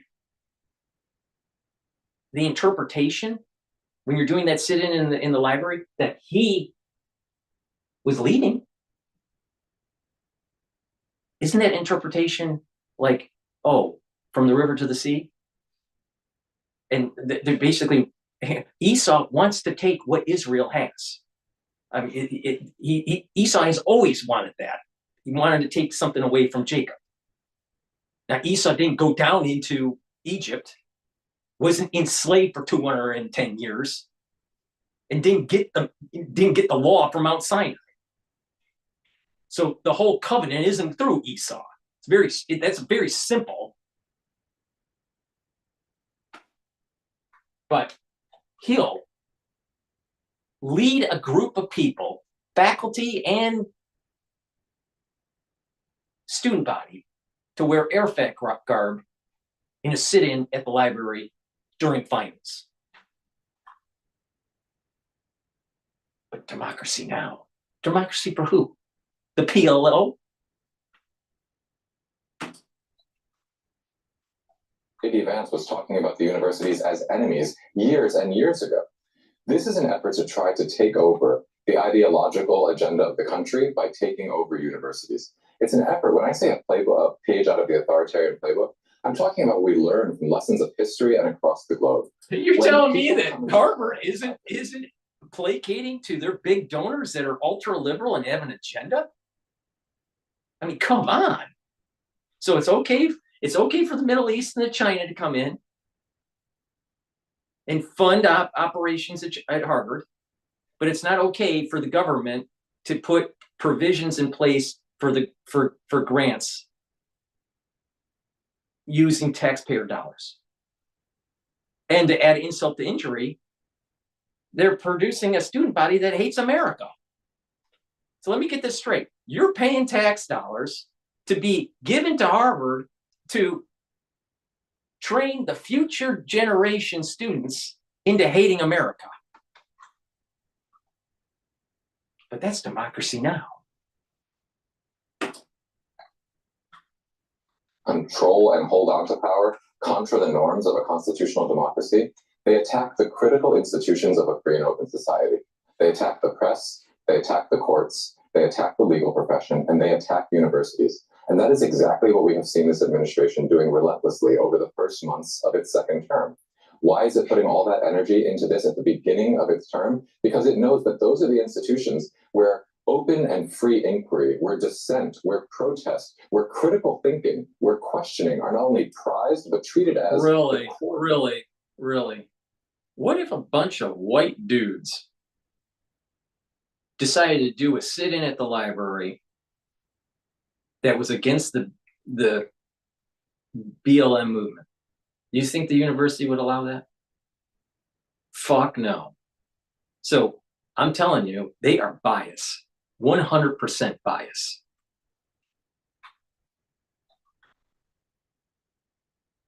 And this gets to the point. If people don't push back on Harvard, if people don't push back on these liberals, what they're doing with the anti-Semitism is just the canary in the coal mine with eroding your Constitution. If you just not Jewish, you don't care, or even if you are Jewish and you just don't care what's going on with the anti-Semitism. Because there's many Jews that they're actually part of the problem with this anti-Semitism. That they're actually aligned themselves with the Palestinians. It's a huge problem. But the thing is, that's the canary in the coal mine. So you got these individuals in the United States that want to be pacifists, right? And not engage in the world and solve the problems in the Middle East through kinetic means, all right?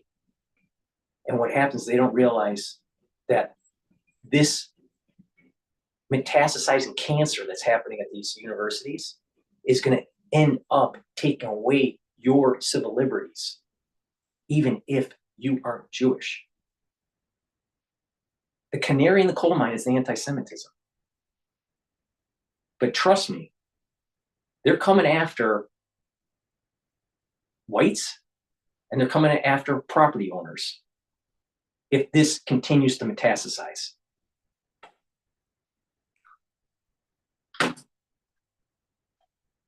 Of the institution. This is a university, like so many others across the country, where diversity of viewpoints is celebrated, and not only celebrated, but central to our mission. I teach at a law school.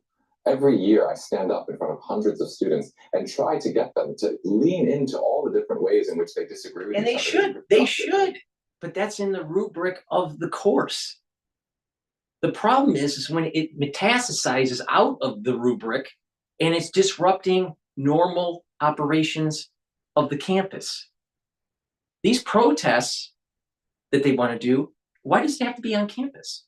Why can't it be off campus, in the streets, where their civil liberties are protected, freedom of speech is protected, because they want to be in a bubble protected. That's the reason why they're doing it. I think that there needs to be vigorous debate in universities within the rubric of a course. But the moment it comes out of that, these students need to be held accountable. And that's how you have a peaceful situation on campus, but you also have honest and vigorous debate. And it's under a controlled setting. So there isn't property damage. People are not harmed. This is a great way to do it. And not only that, there should be regulation within the rubric where you can't dox these individuals if they're saying something that you don't agree with. You know, there's discussion that students can't even bring in phones into the universities and into the classroom. There's talk about that because of recording and doxing and you know, trying to demonize individuals that you don't agree with. See, this is going back to where's the moral fiber? Where's the moral fiber? Are we getting our moral fiber on X? Are we getting our moral fiber on YouTube? Because that looks like your nanny now is YouTube. It's not your mother. It's not your grandmother. It's YouTube. And all the bullshit that's published. Let's continue on Democracy Now! Exciting ways. That's how new knowledge is formed. When you try to suppress that type of differences of opinion and impose your own ideological agenda on a university from the government, you're trying to suppress speech on a campus. And I think the reason to do that is because people know that open, free inquiry and free speech are some of the critical aspects of maintaining a democracy in the face of threats to it. So that's why I say it's a page out of that playbook. The demands that have been made of our university make that clear. This demand list goes so far beyond even anything remotely touching anti-Semitism. They're asking us to shutter all programs and offices related to DEI. And look, we know from experience in Florida and when Ron DeSantis did the dry run of this with the universities there, that the administration uses DEI as a code word for saying they want us to stop teaching anything about race or the American history with respect to questions about our racial history. You remember what I said about the Harvard Law School and how they were whitewashing their history by taking down the coat of arms of the original donor for the law school? You remember that, right? That was in this broadcast not too long ago. But he's saying that Trump is telling them that they are white, you know, to whitewash history. They whitewashed history for the law school.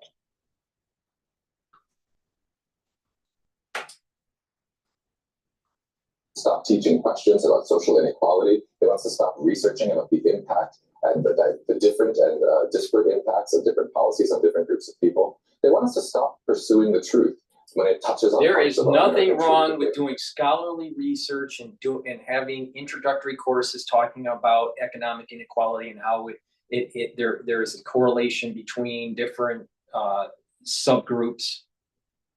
There's nothing wrong with that. But you also need courses to show that, you know, there is a thuggery that's going on in our society that is heavily prevalent with the Black population in high density areas, AKA New York City. You don't believe that? Just listen to, I play it almost every day with Cash Jordan. Every day he's out there showing the thuggery.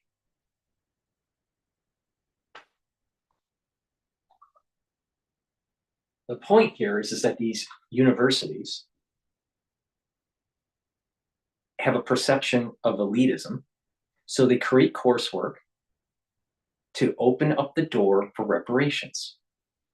And that will bankrupt the economy. They'll bankrupt the country. That will destroy our Constitution and potentially even have a new race war. But they don't care because they want democracy now. They don't want constitutional republic now. I'm really not liking this guy. want us to acknowledge or talk about or study or try to redress, because they have a political agenda and they know that universities don't, that universities are trying to pursue knowledge where we find it. Wait. They're trying to pursue knowledge wherever they find it. What about that economist from Harvard that was demonized by Claudine Gay because he proved that her research was wrong, and that the way they're teaching the Black community needs to be changed, and that there are some serious problems within the Black community because of the way they're being raised? But Claudine Gay demonized his research and pulled funding from him because he went against her DEI agenda. So within the university, intra money was cut. I think his name was Roland. I think his last name's first name's Roland. I'd have to look up his last name. But he's one of the famous economists over at Harvard that was fighting against DEI. All right, Black. All right, but the thing is that Claudine Gay didn't like him and tried to destroy his research by cutting his funding. But it's okay for Claudine Gay to do it intra funding within the university. But if Trump is like saying, well, wait a minute, we don't like this DEI agenda and we want to cut the funding, the university starts saying, hey, wait a minute, you can't do that. We need to go where the research says. Well, what about what Rollin was doing? He was going where the research was saying, with the economic disparity and how to improve school systems, and that you got to cut this whole BS and take ownership and provide, a positive environment for these kids instead of these ghettos. But this was going against Claudine Gay's research. So which is it, Harvard? It seems like you're biased to just promoting DEI. Those are the facts.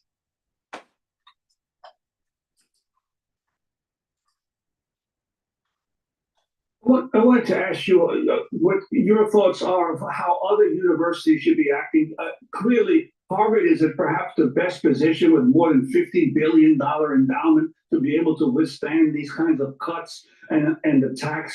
But higher education institutions around the country, especially even public universities, have already started to cave in to a lot of pressure from the Trump administration. What is your advice to these other institutions?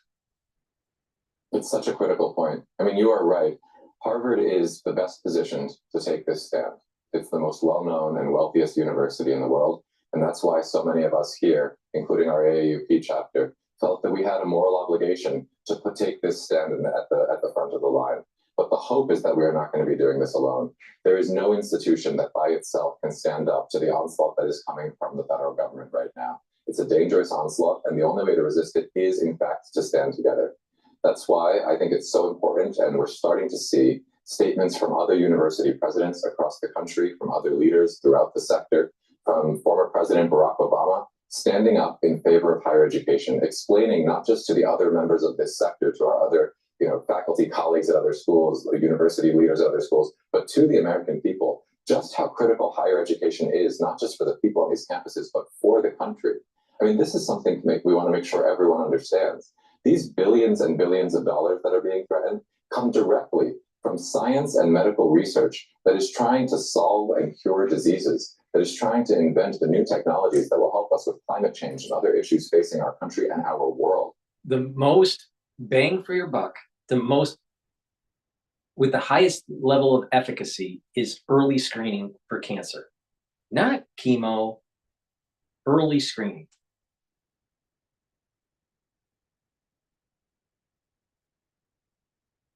Most people that are on chemo, they only extend their life by 12 to 24 months. Now, there are some cases where you do, you get the surgery out and, there is a course of treatment with radiation and chemo to make sure there are no pockets of cells that could metastasize and regrow tumors. All right. But it's through surgery, early detection and surgery. The chemo thing with and even immune therapy and all that stuff, not that great. All right. Now there are some successes with marrow transplants, right? Transplantation to solve leukemia and certain types of cancers. But in general, you catch it too late, you're in problems. It's about early detection. Now, I have a book that I want to do a video about that I just haven't had time. But it really goes into detail about this very topic. All right, early detection. But it's also about lifestyle. All right. And no, this is not like some sort of infomercial, but the point here is lifestyle has a big part to play in this. All right. Now, yes, people that are healthy do get cancers. But if you have a better lifestyle, you mitigate your risks. You don't eliminate them, but you mitigate them. All right. But going back, what I was saying before, let's stop believing the lie that cutting edge research is going to just stop in its tracks. And we're going to be so far behind in the United States if Harvard gets their funding cut. Because most of the discoveries aren't coming from Harvard. Most of the discoveries aren't even coming from the top 30 universities. Those are the facts. They want you to believe bullshit. Everyone in the world benefits when the federal government partners with American research institutes to find these new solutions to the most challenging, problems. Yes, that's true. That's true. But there's 500, around 320, and about 320 R1, R2 research centers in the United States, and around 200 and something that are outside of the R1, R2 classification that are doing this research. And not all of them are going to get funding cut. Not all 90 billion is going to be cut. Trump is targeting very specific ones within the top 30. Why? Because that's the bastion of the crazy liberals that will eventually go into politics, that will try to erode our Constitution. I mean, you really think that the mayor of Boston, double grad at Harvard, you really want that as the poster, the poster model of where America is going to be going? That kind of liberal? You really want Mayor Wu to be running America? From the Atlantic Ocean to the Pacific? From the Rio Grande to all the way to the border of Canada? Is that what you want in America? I don't think so. This country benefits going beyond scientific research when we have universities that study American history so that we don't repeat the problems of our past and so we can understand where we come from and what our values are. When we have law schools that teach about the rule of law and how central it is to the ongoing existence of a constitutional democracy. Oh, what about rule of law? What's happening is you're producing lawyers to represent minority groups to be able to play through the loopholes so they get what they want.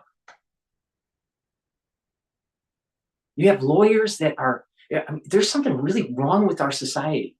When you have a black kid stabbing a white kid, or even just one kid stabbing another kid at a track meet, and the family of the murderer ends up getting huge amounts of donations through a GoFundMe.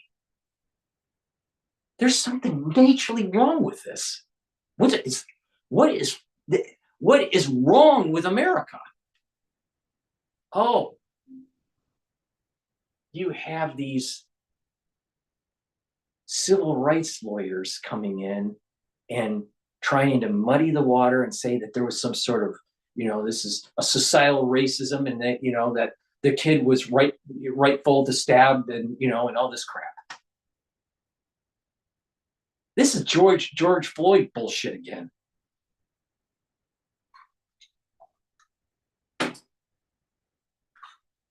We teach literature and art and dance and poetry, so we remember why it is that we flourish as human beings. These are essential aspects of a thriving society. If you try to kneecap your universities, you're kneecapping your country. You're kneecapping the people across the world who depend on your research and your discoveries. That's why this is so dangerous, and that's why this whole sector has to come together. I'm proud to be a chapter of a national organization. Oh, he just said the quiet part out loud. Harvard knows that they don't produce most of the research in the United States. They don't get the dollars, and they don't produce the peer-reviewed articles. That's from the smaller universities, and the power is in the numbers. So if the other universities don't align with Harvard, Harvard is going to miss out.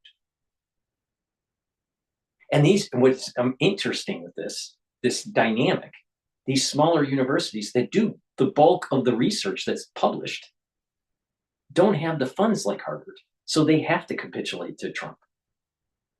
But Harvard is going to try to create as many universities as possible so they can get on a pedestal saying, you're cutting research funding. They don't really care about the research funding for the work for the country. They care about their own research funding. And they know that they have less to stand on if there are less universities backing them. Let's continue with Democracy Now! The American Association of University Professors that has been leading the way with faculty members across the country taking initiative to file lawsuits, to organize on their campuses, and to try to build that network of solidarity across the profession and across the sector. What do you think was the reason Harvard took this stance? I mean, the reason so many people are stunned is the stances it's taken before. I mean, first you have the ousting after a congressional hearing of Claudine Gay, the president. And then you have the ousting of the head of the Middle East Department. It was really seen as a beginning of a way to deal with the Trump administration. You yourself were banned from your own library for supporting pro-Palestinian students. But now this enormous turnaround. Well, I think there's potentially a couple of factors to it, Amy, although I don't know. I mean, I haven't been speaking with the leadership of the university directly and don't know their thinking on it. But I'm glad to see their actions. The timeline here is when these threats happened, our chapter went into a real crisis mode, and we decided that we needed to file this lawsuit. And we had terrific help from wonderful law firms that rushed in to help us. And within a few days, we were in court, and we were filing our complaint on behalf of our chapter, on behalf of the professors here at Harvard who are harmed by this, and on behalf of our students. I wanted to quickly ask you, I'm going to cut you up because I wanted to get to the law firms, and we just have a minute. A judge just ruled on behalf of Sussman Godfrey that the Trump administration's executive order against this law firm can't stand for the moment. We did an interview with Steve Sussman, more than a decade ago. Amazing, pioneering lawyer who represented an indigenous community in Alaska against big oil because of climate change. But it's not just Sussman Godfrey. It's all of these law firms. You're a law professor. The significance of this attack on law firms. He's a law professor at Harvard. Now think about this. You really think he's for America? You really think that he's for our constitutional freedoms? Or do you think he's pushing some bullshit agenda?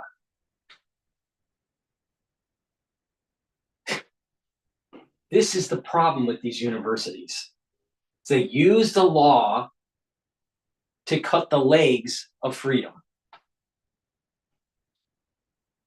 Just like how the famous phrase from Russia, that capitalism will hang itself, with the rope that it sells, right? Or, I'm paraphrasing it, but basically it's the same, the same idea. Miss Taiwan is right. America is having a cultural revolution. Now, are we going to let this happen? Are we going to be communist China? Or are we going to be, life, liberty, and the pursuit of happiness? Democracy now. The attacks on law firms are one of the most dangerous things we're seeing.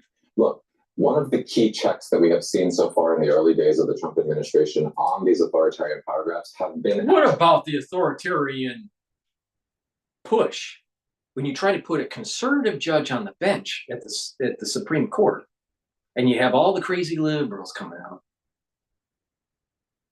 and stalking them at their house and making up stories and demonize them in the public sphere, and they can't even have a hearing without having a circus with the Senate.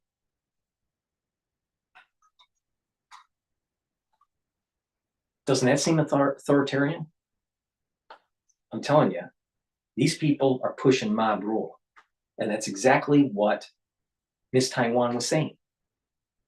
And she called this long ago. I mean, she said that this was before Claudine Gay got pushed out. She said that this was going to happen. And it's playing out. It's amazing.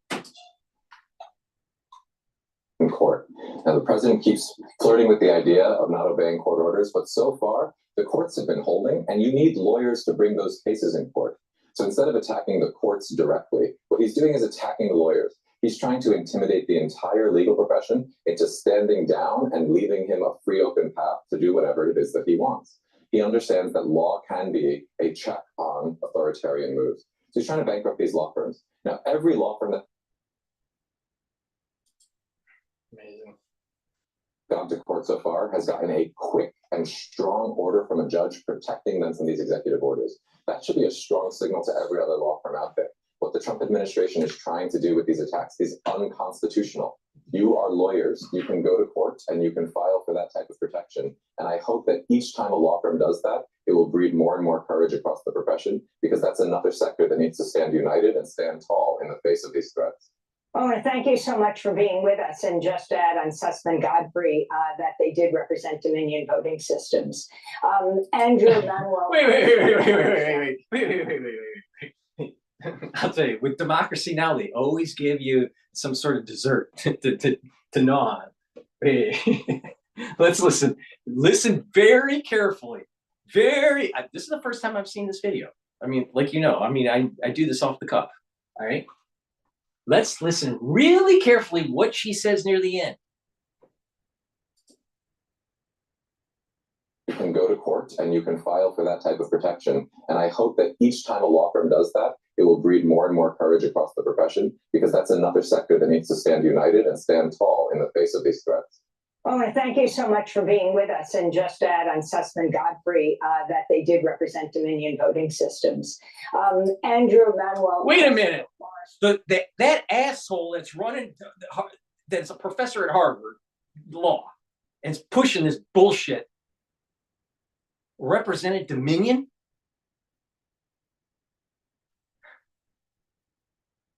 Wake up, America. Wake up.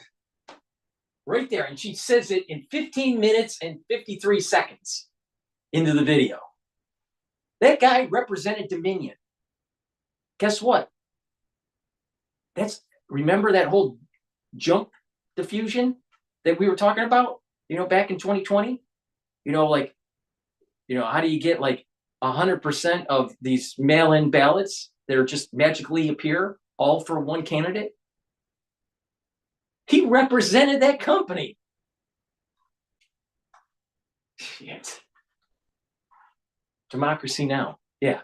No. What it really should be named is Destroy Your Constitution Now.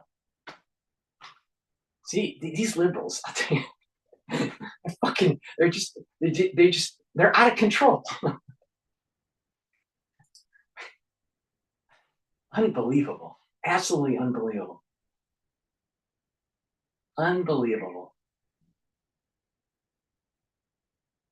All right, let's all right, I want to, all right, This is Democracy Now!, I Democracy want to pick Now! another video here. I want to pick another video. All right, this one is Forbes breaking news. Modern look. Thick, absorbent layers.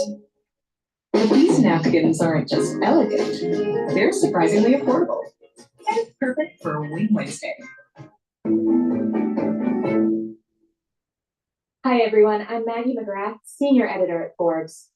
President Trump has frozen federal research funding for a number of American colleges and universities. He's issued demands from many of these schools in exchange for federal dollars. Harvard has particularly been in the headlines this week. In light of this, Forbes has produced a list of 39 institutions that have the ability to join Harvard in its resistance to President Trump. Joining me now to discuss this list and her article with it is Emma Whitford. She's a staff writer covering K through 12 and higher education. Emma, thank you so much for joining us. Thanks for having me, Maggie.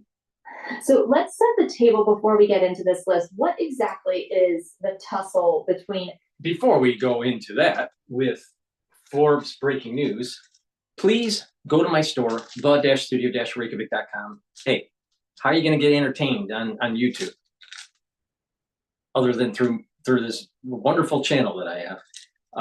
Please help support my work by getting the great supplements that I use, stack them the way I tell you to stack them to get the max benefit, slow down the aging process, and boost up your immune system.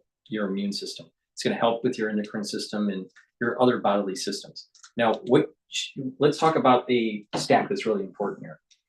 Taking a probiotic is really important. I have two types of probiotics. I have the veggie cap version that's in my hand, but you can also take the powdered version that I have on my store.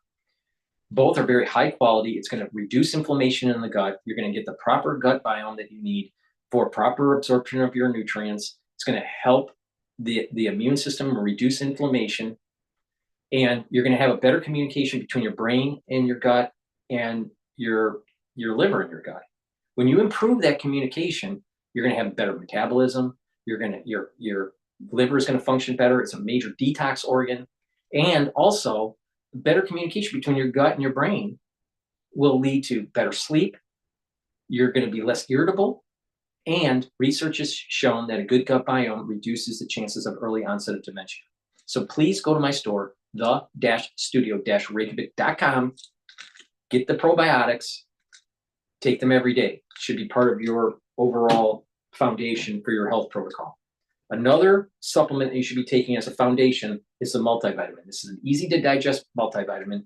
You can see on the label here what the different vitamins are in here. These are cofactors for proper enzymatic activity. That basically means that your cells will perform better. Take this multivitamin every day. It's easy to digest, and your cells and tissues will perform better, and you build off of this by adding the probiotic, adding the Max 35, the C60, the other supplements that I talk about, and stack them, take them every day. And what's going to happen is that the whole key is you want to soak up free radicals, you want to bring down inflammation, you want to boost up your immune system, you want to boost up the health of your mitochondria, and you'll have more ATP. That's the whole concept of this. All right. So take the multivitamin as cofactors for proper enzymatic activity and build off of it. And then vitamin C with magnesium, really important to take. Good for your skin, good for your immune system, and also magnesium helps with your brain health. Magnesium should be in your supplementation every day, especially if you're taking D3 for higher efficacy for D3.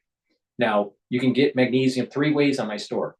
Vitamin C with the magnesium, magnesium and zinc, and also through the Boomer Boost product that I have. So please go to my store, get the vitamin C, get the multivitamin, and get the probiotic. This is a great stack for your health, your gut health, your overall enzymatic activity, and for your immune system and brain health. So please go to my store, use discount 5, you get $5 off any order. And if you spend $150 or more, you get a free gift until supplies last. Please go to my store, get the vitamin C and magnesium, multivitamin, and probiotic. It's the-studio-reykjavik.com. All right, let's continue on with video. American universities and President Trump. What's going on here? So President Trump has been coming after American universities through a variety of different channels. One of the more recent ones is he's been freezing federal funding or threatening to do so for some prominent research universities under the guise that they have somehow failed to protect Jewish students from anti-Semitism. There's a lot of arguments about the legality of those claims, and those are being battled out in the courts. But in the meantime, universities are risking losing billions of dollars in federal funding for research. And I mentioned in my intro that Harvard made headlines this week. President Alan Gerber basically said he refused to cave to demands that the university eliminate diversity programs. What else did Harvard say this week, and why is it such a big deal? Yeah, not very many colleges so far have stood up to Trump and said, you know, we're not going to do the myriad demands that you've given us. Do what you will. We're going to keep our diversity programs. We're not going to review academic programs. We're not going to punish students. They've been issuing a slew of different things that usually the federal government would not be involved in. So Harvard's sort of the first one that's gotten a specific list of demands and decided not to do it. I will note that Princeton University has been pretty outspoken as well, but they have yet to receive any sort of specific demands from the Trump administration. So we're getting basically this situation where an American president is threatening American universities financially. And within the course of academia, we know this, some universities are better positioned to have funding pulled than others. Can you talk about the conversations you've been having with editors and what led to this list of 39 Trump-proof universities? For sure. I want to start with a caveat that no one's really Trump-proof, but these are sort of the 39 schools that probably stand the best chance to standing up to Trump, and to figure out who they were, we wanted to take a look at their financials. So one of the first things we considered was their endowment. So here's the problem with sampling bias. Here's a perfect example of sampling bias. Of course, the older universities and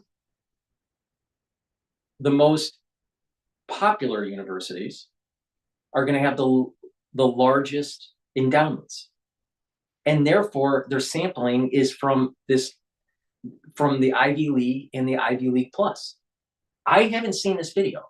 I'm willing to bet the majority of these 30 that she's talking about are Ivy League Plus and Ivy League. All right. So it gets back to what I was saying. That's not where most of them are doing the real research. Most of the research is not from the top 30. It's the other 470 research institutes, all right, that are either R1, R2, or not in the classification. But there are about 500 universities doing this research, all right? The top ones are the 340, when that's classified under the R1, R2 category. But it's not 39. So we'll see. We'll see what happens here, all right? But her sampling is biased. The right way to do it is to actually see what these individual schools produce in their peer-reviewed journal publications and how much money they get for their funding. All right? Not just how big their endowment is.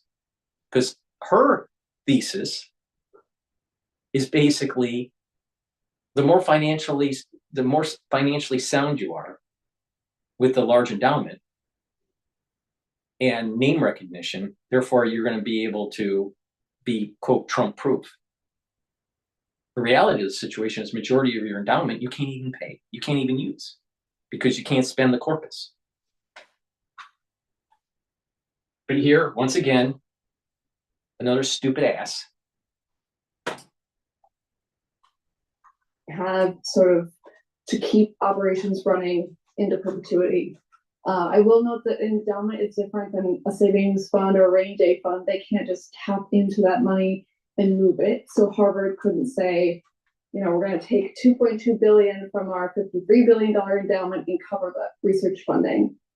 So they'd have to jump through a lot of hoops if they wanted to use endowment funding on research. Usually it's earmarked for things like student aid or a faculty position.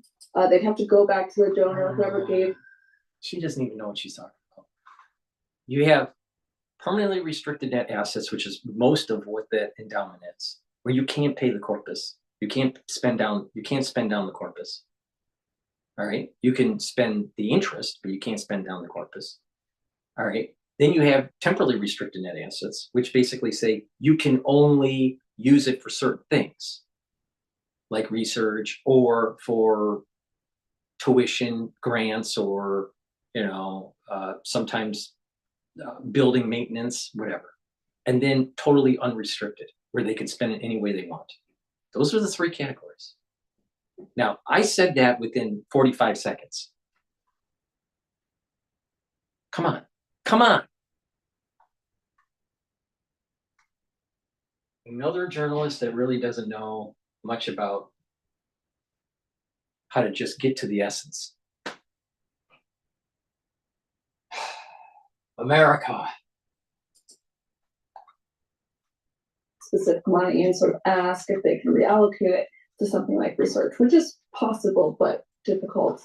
And then another thing that we were looking at was their financial grade, which is a list that Forbes puts out every year. We evaluate private colleges on a variety of metrics, for everything from endowment size, return on assets, to how much are they discounting tuition, what is their admissions yield, to sort of determine the overall financial health of the school. So we were looking at colleges that also had pretty high grades. I think all the schools on our list of 39 are B+ or above.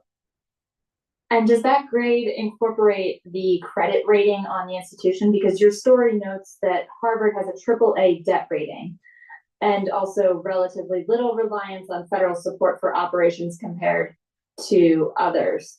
How important is that debt rating in this calculation for the 39 schools? We actually don't include the debt rating in that calculation. That's just something I wanted to know about Harvard and a handful of the schools on our list is that they want to access debt. They can do so pretty easily. We do factor into that list the reliance on federal dollars. So a lot of those schools, it makes up less than 20% of their operating revenues every year. So that could be things like Pell Grants, which are grants for student tuition that most schools receive. And then a lot of it is also research funding from NIH or NSF. So let me get this straight. If her thesis is right, that the more financially sound you are, the more Trump-proof you are. So if that's the case, then why is Harvard fighting Trump? Because in reality, they aren't Trump-proof. They need the money. They need it. Why? Just look at the news that just came out. They're laying off people from HMS. That's Harvard Medical School, by the way. Schools on our list have other revenue streams, things like tuition that they can sort of lean back on if their federal funding is decreased. So a lot of them are small private liberal arts colleges that really focus on undergraduate teaching and don't do as much research as some of the big. If you're a liberal arts college, you're not in that research umbrella that I was telling you about. Remember the R1, R2 research? That's about 320 or so, 340 universities. Ivy League and Ivy League Plus is about 30. And then you have the ones that are outside of the R1, R2 category that are doing original research. That's around 250 or so universities out of a population of 4,000 universities. So only about 500 universities out of 4,000 are actually doing cutting edge research. Harvard needs the money.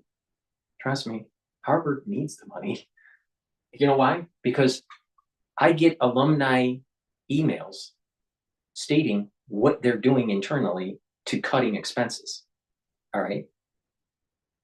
They're hurting. They are hurting. So if Harvard's hurting and they have such a large endowment, don't you think all these other universities are hurting too? So they are not Trump-proof. And going after Harvard actually might be the better thing, because you attack the top. You attack the top. Because everyone below them is less Trump-proof.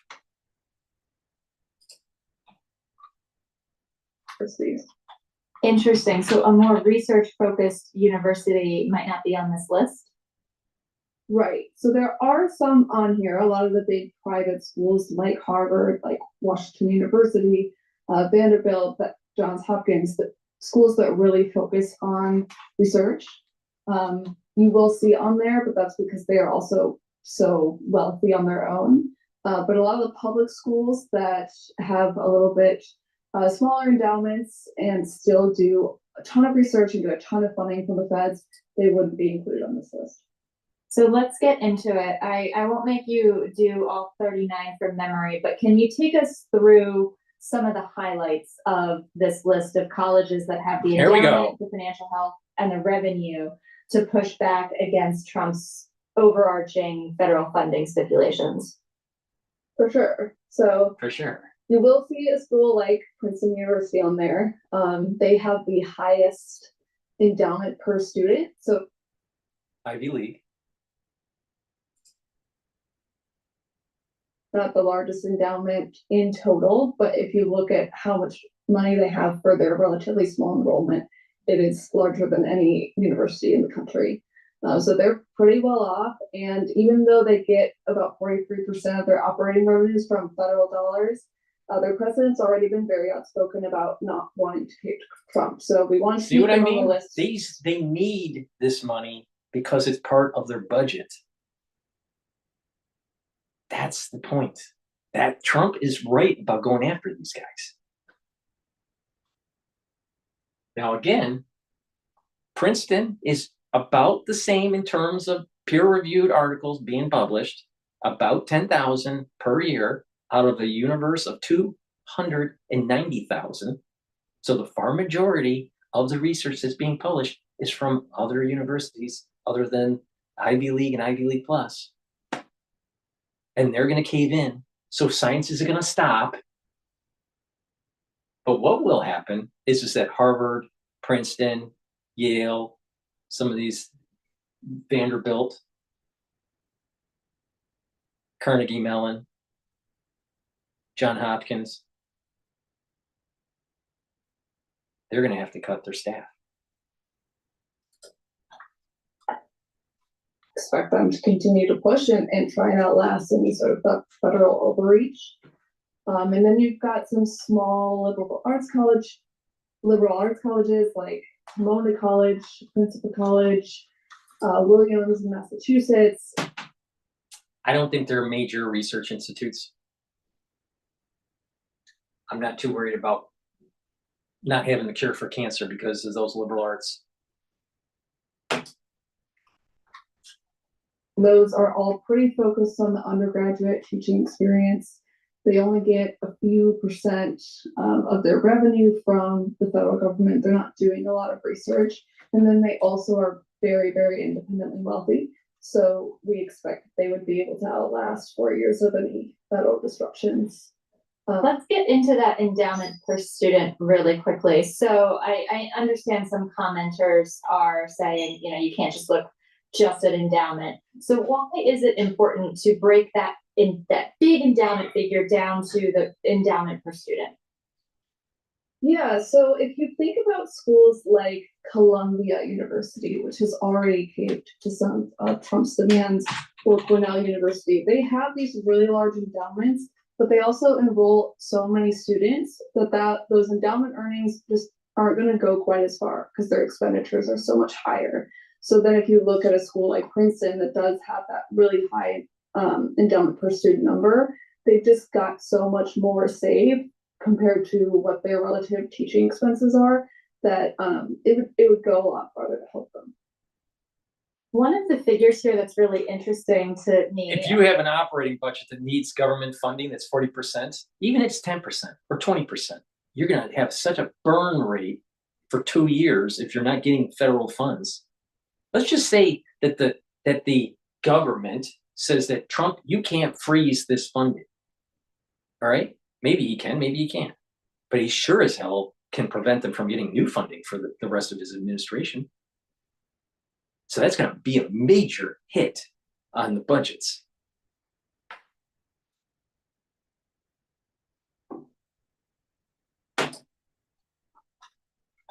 Longtime Ford staffer, I love the math, I love the numbers, is federal funding as a percentage of operating revenues.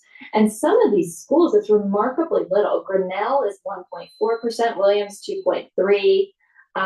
Swarthmore College, from where I'm from in Pennsylvania, is 2.1%. I'm surprised by some of these figures. You report on this on a regular basis. Did any of this surprise you, or is this kind of standard fare? A little bit. I'll note that these numbers are a little bit crude because I use federal data to calculate these, and it doesn't split that up into different types of federal money. So I can't tell, what is research, what is student grant aid, that kind of thing. But schools like the ones you mentioned, like Grinnell or Swarthmore, they're very reliant on tuition. Students pay a pretty high price tag to attend. So a lot of their funding is coming from that stream and less so from the federal government, which would be supporting a lot more research behind the scenes kind of things. What surprised you about? Do you really think that we need more liberal arts schools in the United States?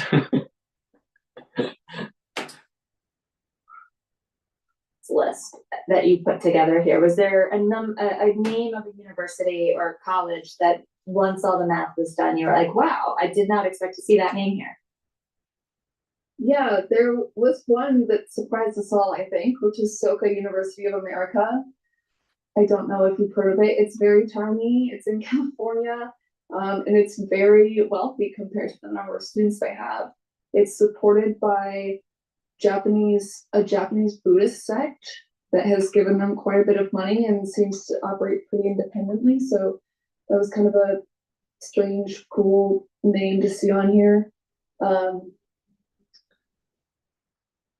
there's also a few just smaller specialized schools like the Juilliard School, Curtis Institute of Music, that seem to have pretty low enrollments, but pretty healthy endowments and low reliance on federal dollars, so they'll probably do fine as well.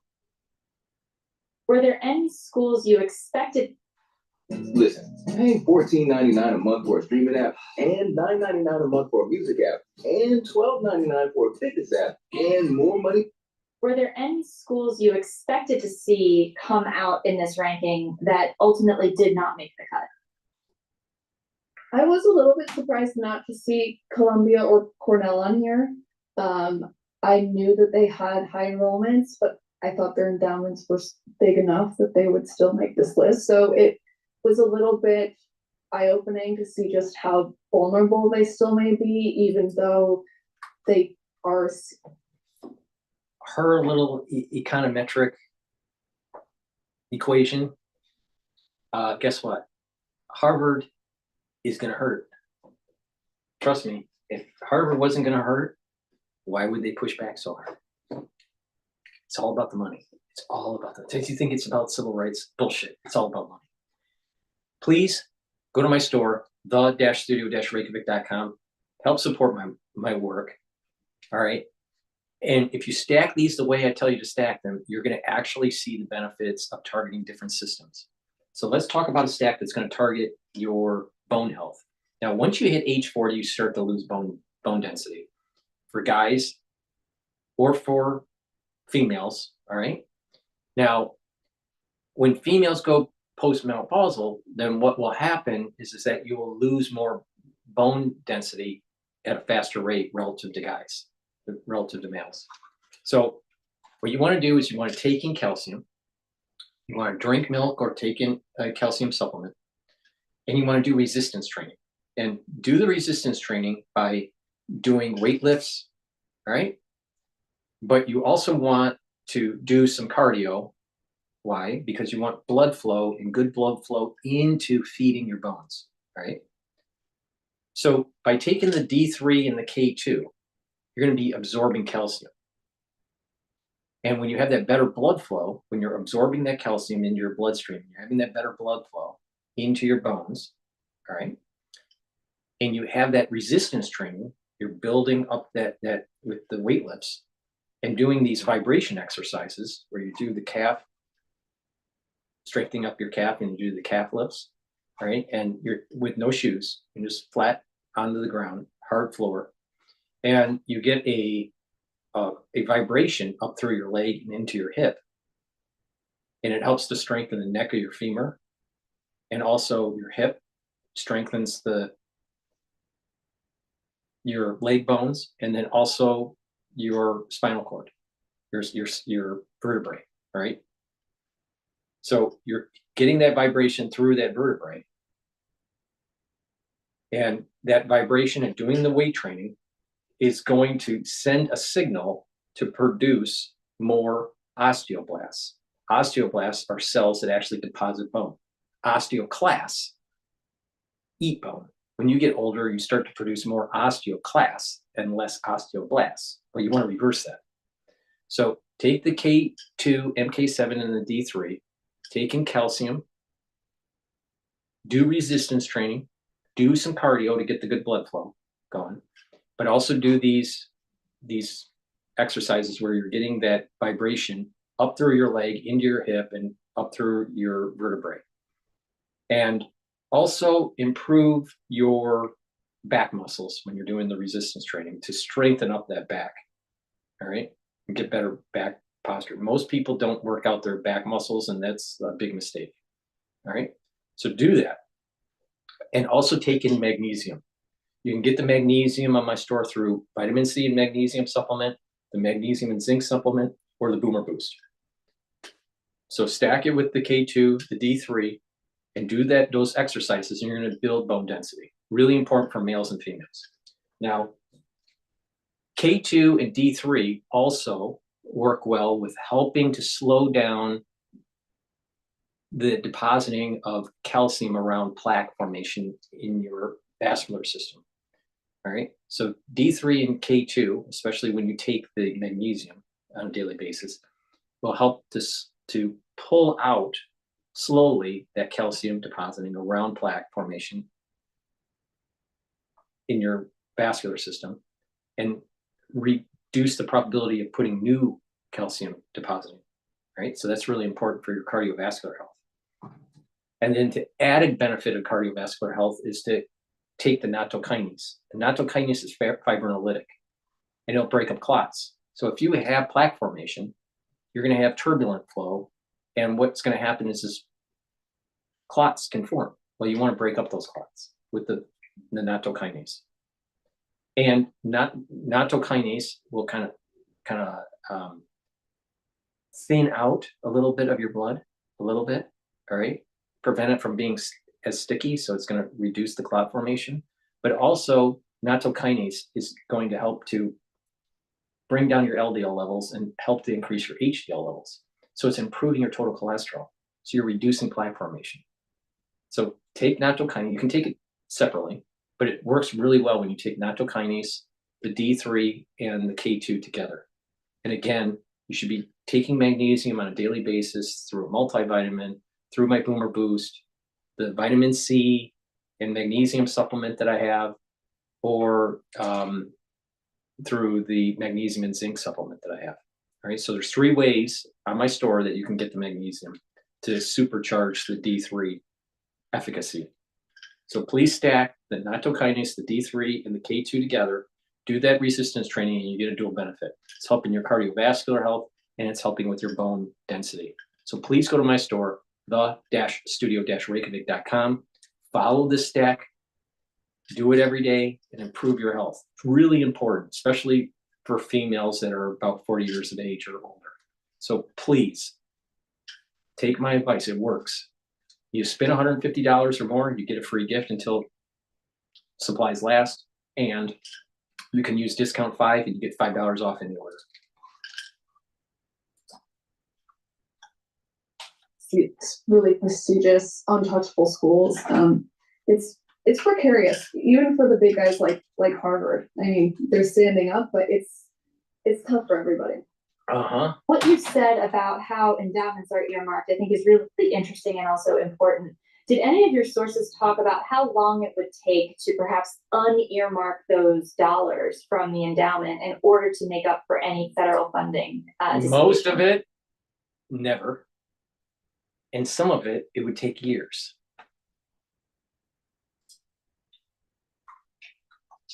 It would really vary. I think it would depend on the scale of how many people you're approaching to talk about this. I asked my sources if there had been any historical events where schools have had to do this in the past. And there really haven't been, except that the school is somehow in dire financial circumstances for some other reason. So maybe they're facing closure and they want to tap that endowment more so than they would year to year. Then they might go back to donors and talk about that. But some of the corpus for the permanently restricted net asset for Harvard, these organizations or people have been dead for a couple hundred years. So you're going to go to the you're going to go to the grave and ask, can we move the permanently restricted net assets to non-restricted assets? And you'll hear like some sound in the grave going, yes. Come on. Come on. Let's put on some common sense. Involve a lot of man hours, a lot of paperwork, and a lot of legal hoops to jump through. So it's not necessarily a practical solution that colleges have, but it could be an option. One of the other factors that comes up in your piece is international students, which you mentioned when talking about MIT. MIT did not make this list of Trump-proof universities. So I'm wondering, how does a college or This is really important to international understand student- the context and the history of this, which I'm sure they don't know. MIT basically was formed around the time of the Civil War, just after the Civil War. I think it was during the Civil War. I think it was when it's formed. It had many, many times throughout its history where it almost went bankrupt and had many problems. Harvard tried to buy them multiple times and they decided not to sell. All right. That's part of the reason why Harvard decided to invest in their science research facility over the other side of the Charleston River. All right. So Harvard, MIT decided not to have Harvard buy them out. And throughout, since the 1860s to now, there were multiple times where MIT almost went bankrupt. All right. Kodak ended up giving them a big endowment and kind of put them on the right footing to be able to sustain it, and then heavily funded by government because of DARPA. All right. Now Harvard's tied to DARPA too, but MIT is DARPA. All right. All right. So heavily into defense, heavily into government contracts. All right. And that's what's keeping them afloat. Now, if the government decided to stop DARPA funding,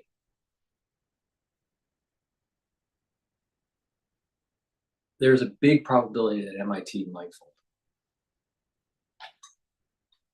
Now, I don't think it will fold because it's very important for the defense, but they're not stable.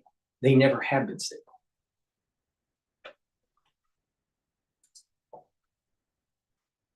Regulation play into its ability to counteract the effects of the administration?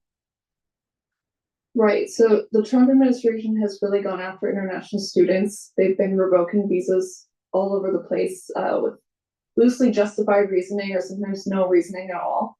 And this is a problem for colleges financially because a lot of them rely on international students to come and pay full tuition, which even though private colleges have these really high tuition rates, like somewhere in the 70,000, 80,000 range, most domestic students don't pay that. They get some sort of merit scholarship that discounts that rate. So maybe they're paying only $40,000 a year out of that $70,000. But international students don't tend to get that kind of financial aid. So schools rely on them to pay that full fare, and that sort of works out to help discount for domestic students. So if they lose that stream of enrollment from international students, it's another financial hit that they're having to deal with. I'm going to ask a question that might be a story idea.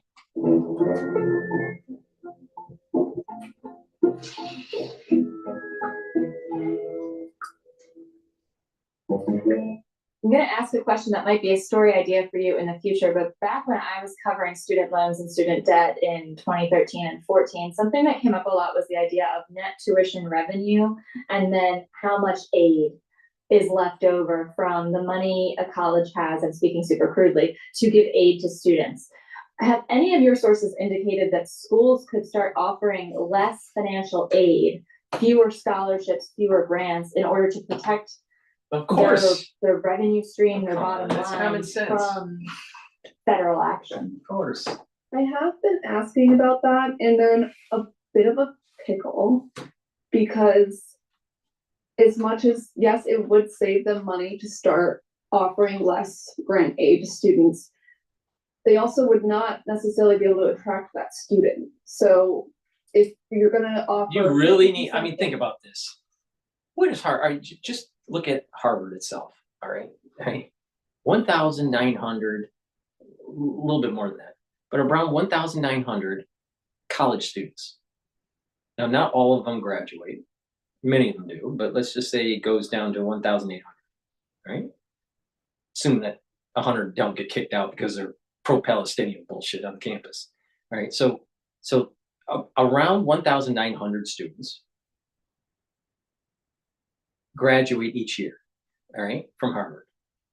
Just the college, not the graduate programs and the professional schools and all that, but just the college, 1,900 every year, all right? And they get into the job force, the job market, right? And just year after year after year. So just to round the numbers up so it's easy to calculate, 2,000 every year, 2,000, all right? So after 10 years, you have 20,000, all right? Students that are they're thrown in it. Now, expand that out to the Ivy League, and about the same. There's 8. So it's about 2,000 per year. There's 8 of them. So there's 1,600. Sorry, 16,000. 16,000. All right. So 16,000 every year. For 10 years, 160,000. There's too many students that came out. Do you really need new students to bring in like the best? Because what's happening is the ones that are coming out of these colleges, they can't find work now. There's a lot of them that are underemployed. Trust me on this. All right, they're floating around on at the club. They just recently graduated. All right, they can't find work. Many of them, not all of them, but many of them.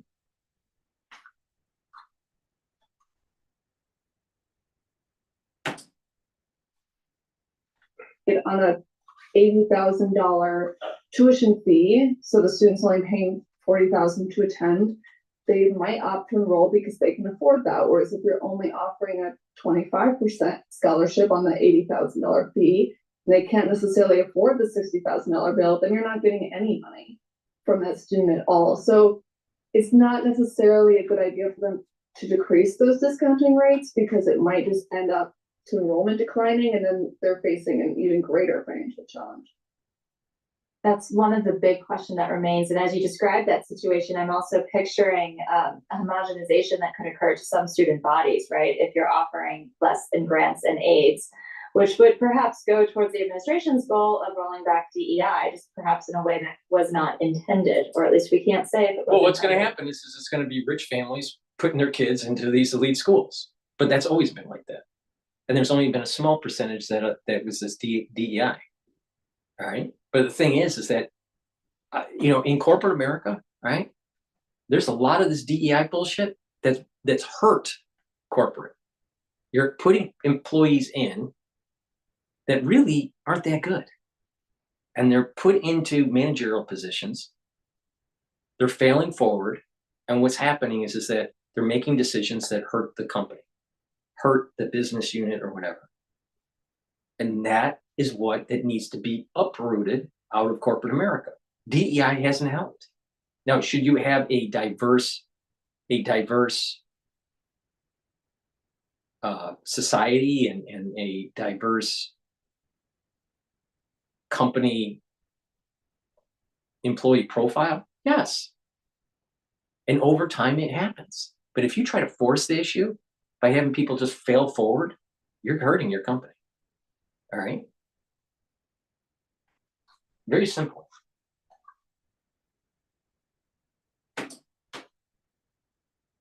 But Emma, as we look towards the future, towards the end of the school year, what are the questions that are at the top of your mind and that you'll be asking sources in the days and weeks to come? Yeah, it changes every day because there's always new news coming from this administration and how colleges are responding. One of the things I'm looking at right now is what role philanthropy might play in this. In the past, the federal government has always been sort of the main funder of research. Now think about this. Now think about this. All right. If everything gets pulled, $90 billion of funding of research annually. Let's assume that all of that is pulled, which it wouldn't. But let's just say all of that is pulled. Do you really think that the philanthropic sector is going to be able to backfill that $90 billion every year for as many years that Trump decides not to give them the research funds? Not even close. Not even close. You'd be lucky if you can get 10% of that 90 billion. 9 billion across the whole spectrum of universities that have had their funding pulled. You couldn't backfill it. Not even close. Now, the reality of the situation is that most of the universities are going to cave in. You're going to have probably the top 30 that don't cave in. They're trying to follow the shadow of Harvard. All right. So now we're talking about maybe 25% of the 90 billion. All right. So around 25 billion. Let's just say, just round number. About 25 billion isn't given. Now the question is, would philanthropic endeavors annually be able to generate 9 billion for those 30 universities? Not even close. Couldn't do it. Couldn't do it.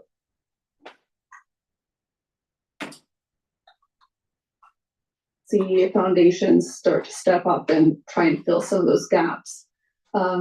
Another thing I'm wondering about is how this is going to impact international student enrollment. So what? There's a ton of speculation about it. And this do we really need the international student enrollment for a couple of years? Or could we just get rid of that? Yeah, we could get rid of it for a couple of years and everything would be just fine. We'll start putting down their deposits, so we'll get to see if there's actually going to be a decline if students from outside the U.S. don't want to come here anymore, and what kind of impact that will have on classes next fall. Of course, May 1st is decision day. Is that right? Yes, it is. So we'll have data pretty soon after that? Yeah, they tend to release numbers throughout May, so. All right, well, we'll have to have you back to give us an update based on what you're seeing then, because I am also interested in these questions and their answers. But before I let you go for now, is there anything else you want the Forbes audience to know about your story on these Trump-proof universities? I don't think so. I think we covered most of it. Thanks. Great. Thank you so much, Emma. The key to this whole video that took 17 minutes to play, if I didn't interrupt, is that there isn't a university that's Trump-proof. Not one. Please go to my store, the-studio-reykjavik.com, and get the turmeric. It's an antioxidant. It's going to bring down inflammation that helps with your vascular system and your immune system. Ashwagandha root controls blood glucose levels and your cortisol levels. It brings those down. That's important to bring down inflammation. Helps with your immune system and your vascular system. Olive leaf extract, dual purpose supplement, helps with your immune system and your cardiovascular system. So if you stack these together, you're really supercharging your immune system and your cardiovascular system. By bringing down inflammation at their vascular level, you're reducing plaque formation. By bringing down inflammation systemically, you're boosting up your immune system. Chronic inflammation is immunosuppressive. I've been saying this for 5 years. So if you're all worried about, the aftershock of 2020, just follow my lead and you'll be fine. You'll be fine. Well, Dr. Paul Cottrell, what about, diseases with neurons and amyloidosis and blah, blah, blah. You reduce inflammation, you reduce amyloidosis.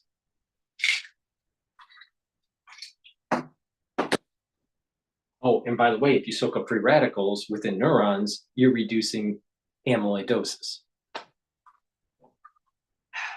I mean, people are so behind with my advice.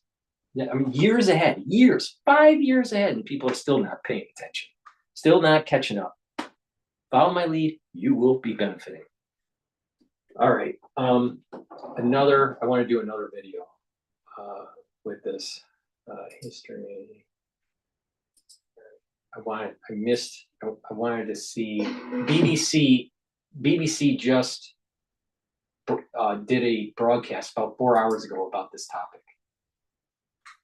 The attention of the whole world has been on the US trade war with China and indeed with the rest of the world. But back home in the United States, he is breaking things there as well and doing it on purpose, taking the hammer to all manner of institutions, including the latest ones, universities, particularly the top universities. Harvard hit with a $2.2 billion funding freeze after rejecting Donald Trump's demands for change. Can he force US universities to change? And what does their future look like if they don't? Welcome to Americast, back after some delay in my case, on campus. All right, this is BBC here, but before we do that, please go to my store, the-studio-reykjavik.com, get the structural nano silver toothpaste. It's gonna whiten your teeth, freshen your breath, help with your gum line, reduce the inflammation. It's made from structural nano silver, has no fluoride, very high quality toothpaste. Please go to my store, take this, get a few tubes of this toothpaste, help support my work, use discount 5 and you get $5 off. I also have structural nano silver gel. This is a dual purpose product.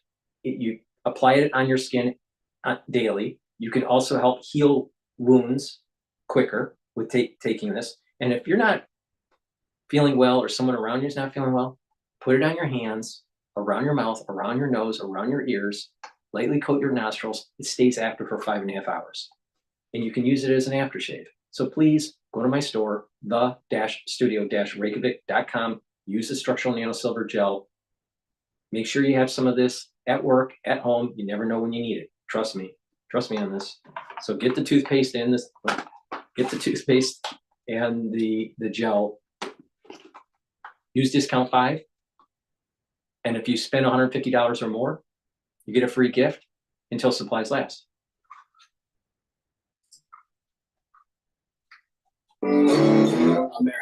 Americast from BBC News. Hello, I'm Sumi, joining from the Washington DC Bureau. And it is Mariana, aka Misinformation, in the worldwide headquarters in London on my own. And it's Justin at home in South London. And we've got to say what time it is, haven't we, and where we are, because, well, not just where we are, but what day it is as well, because so much changes, Mariana. So why don't you do the honours, because I've worked so early this morning, I can't remember what time it is or what day it is. Yeah, so we are recording this at just after 2 o'clock on Wednesday, and who knows what may have happened when this comes out, and particularly what might have happened regarding the elite universities in the United States, which is what we're chatting about today. Yeah, so Sumi, here is my take on this. Can I start with a slight kind of tangential point? Please. I was looking the other day at what Donald Trump was saying. The producers will be loving it. They'll be loving it, they'll be used to it. And Donald Trump was the other day expounding his views on the subject of shower heads. which is going to make great again. And I think he actually signed an executive order, correct me if I'm wrong, on the size of showerheads. So basically, yeah, so this whole business of the Biden administration on new housing said you've got to have showerheads that save more water. It's all an environmental thing, I think. And Donald Trump comes in saying, no, showerheads should be able to scald you and smash your back and all It's the rest about the of it. water pressure, Justin. the He way. wants good water pressure. Yeah, okay. He wants good water pressure. There's good water pressure is part of being a proper American. Okay, and that I just think those things, because my contention is that that's actually pretty popular, certainly popular with his supporters. And although we quite rightly talk a lot about the things where he is doing stuff that is quite possibly not popular, we talk a lot about tariffs, a lot about the inflationary impact of tariffs, et cetera, and how that's going to affect him politically. At the same time, I think it's worth getting to some of these things. At the same time, he is plugging away at things, often social, cultural things, but other things as well, that just in the words You know the problem of with the some of his liberals? supporters. You know what the problem with the liberals that have been adding more regulation on your life? They screwed up toilets where the flushing capacity is lower. So instead of flushing it once back in the old days, you have to flush it like 9 times. So you're using even more water. And it clogs up to that, more often.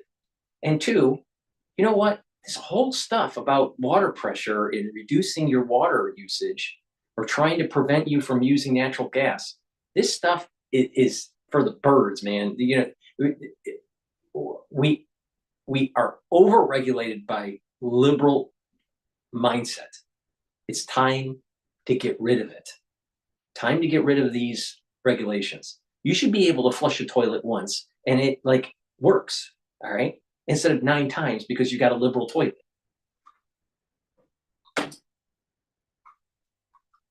Are making America normal again. And it just struck me that the shower thing is one of those things, and at a different level, and I guess a much more important level, this battle with the universities is a battle that Donald Trump wants to have because, for political reasons, he thinks that he is on the side of most Americans. So I guess we should start by saying what it is that he is doing, and whether when he makes that calculation, he might have miscalculated. Trump wants to make America great again, and you start with good flushing toilets.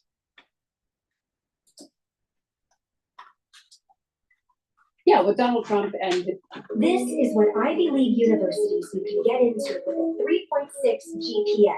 90% of students with a 4.0 plus GPAs get rejected. Yeah, what Donald Trump and his administration say that they're doing is, on the one hand, bringing universities in line that they say have allowed anti-Semitism to flourish on campus. So remember during the pro-Palestinian anti-war campus protests that we saw on campuses across the country, that we saw these protests really take over universities. And at the time, the Biden administration had a difficult time kind of really approaching this issue because obviously these were protesters who were also calling not only on their universities, but on the country to take a different approach to supporting Israel in the war. And now the Trump administration says that these universities violated civil rights law because they weren't able to protect Jewish students, and they allowed, as I said, anti-Semitism to take root. And if you look at some of these universities, Harvard being one of them, there were lawsuits brought by Jewish students on those campuses. So on Harvard's campus, for example, saying that they didn't feel protected during these protests. On the other hand, the vast majority of protests were, of course, peaceful, and these were university students calling for their universities to divest from businesses that had ties to Israel, for example, and to call for a ceasefire. Now think about think about the stupid liberal BS. You have now the government pulling funds. You have the student body that's saying, please, endowment, you got a huge endowment, you need to help support us. But yet the students have destroyed the actual portfolios of these universities by forcing them to divest out of oil and out of other types of companies. So the whole liberal mindset is eating itself.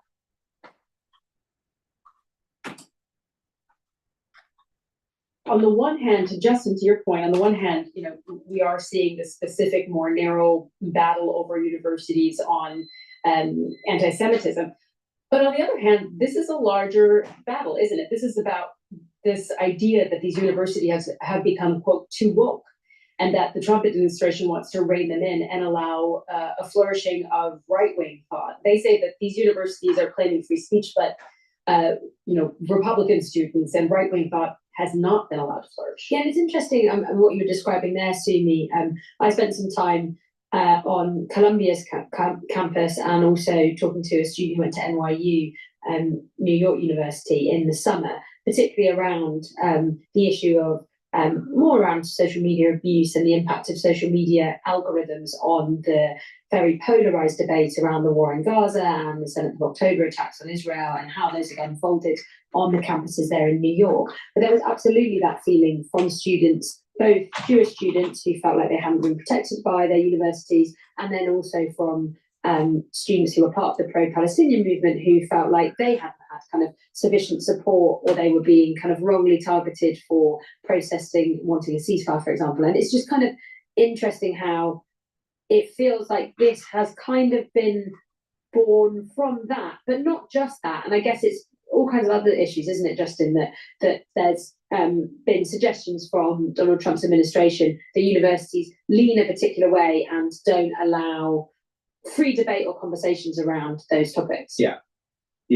And there's a guy called Chris Rufo, who I think in a sense is one of the most powerful people kind of outside the administration and outside government. I don't know what you think about this, Sue, but Chris Rufo has led a kind of one-man campaign against the universities on two real issues, partly on sex and gender, but actually much more on race, where he and a lot of his supporters say, you know what, the days when we racially discriminate and allow in certain numbers, quotas of people from each race, which the top universities have historically done in order to have diversity on campus, etc., that should all go. We should just be colorblind in our administration of everything, of justice, of academia, of everything. And Chris Rufo has taken an absolute scalpel to not just the top universities, actually, but a number of universities right around the country, where he's gone for the DEI schemes, and he has tried to get those universities first to defend them, which they weren't really expecting to have to do, and then when they couldn't defend them to his satisfaction, to try to get them defunded or harassed or whatever else, so that those schemes went. And Chris Rufo, I mean, it just seems to me, Sue, he's not a famous person, certainly not outside the United States, and not really inside either, is he? But my goodness, he's having an impact. He is, and in fact, there was a New York Times profile on him just last week, and we're seeing an increasing focus on who this person is. And while most people might not know who Chris Rufo is, the point is that you do have these figures within the administration and also outside of the administration that do wield a vast amount of power in the administration's approach to some of these issues. And by the way, we're talking about the administration's approach to universities, but this is also something that's affecting public schools across the country. So we've seen letters sent to public schools demanding that they end what is called DEI policies or DEI programs, and threatening to cut public funding to those schools. And interestingly, I was talking to family members who are connected with teachers, and they were saying that some of these teachers are extremely concerned because they say the approach that you just described, Justin, of kind of leveling out the playing field does not at all actually address some of the learning discrepancies there are between different types of children and in different communities. And, if you have special needs children, for example, in public schools, that they won't get the same type of teaching and learning and also attention that they need to be able to be on that level playing field. So it is this larger debate, but I mean, I think the point that you made, Justin, earlier about doing things that are popular, there is a sense, isn't there, among some Americans that particularly the universities, the Harvards, the Yales, and so on and so forth, that they are part of the elite establishment. And so in a way, you can imagine that a good number of Americans, certainly those who voted for Donald Trump, will actually support these policies. Yeah, I mean, how many people, what proportion of Americans went to even a 4-year university, never mind Harvard, I think it's around 40%, something like that. I'd have to look that up, but that could certainly be. Where's Anthony? Where's Anthony? Where's Anthony where we need yeah. Yeah, where's Anthony? I think it's 40%. Look, I tell you what, I'm going to say I think it is 40%, and I know the producers are very kind to me. We'll just cut it out if it's You wrong. were very kind to you. So, So let's get into some. Is intermittent fasting good for us? A normal person, 8 hours after they finish their last meal, they start to burn fat. So let's get into some All of the right. specifics of what. Before they continue on to the next segment, please go to my store, the-studio-reykjavik.com. The link is in the description of this video and all my videos. Get the Myotrol and also get the Clarity Factor. Stack these together. It does wonders for an anti-aging protocol. All right. So why do you need to take Myotrol? Myotrol will help to build muscle and maintain muscle. It helps with the gene expression to build muscle. Do resistance training. Take Myotrol. Drink it with filtered water. All right. Do it every day. Now, if you're 40 years of age or older, you should be taking Myotrol now. All right. But if you're an athlete, either younger or older, taking Myotrol is going to help you with your fitness and building muscle. It stacks really well with Gladiator barley. So take the Myotrol, help build muscle. All right. It also helps the health of your mitochondria. Clarity Factor will help to get rid of that brain fog. It's going to help support your memory. And what's going to happen is that your neurons are going to be firing more. So that means you're going to think faster. You're going to have better memory. You're actually going to sleep better. And you're going to, over time, have this better neuroplasticity. This what I call positive neuroplasticity, where you're going to have more dendritic connections, and you're going to have more, your neurons are going to be wired in such a way where you're going to have better cognitive function. And so you're going to think better. You're going to get rid of that brain fog, drink it with filtered water, and you'll be able to concentrate. You should be doing this if you're in school or if at work, if you have, high cognitive work description, and if you're retired. Even if you're retired and you're not working, you're not in school, you're going to need it to help with the memory.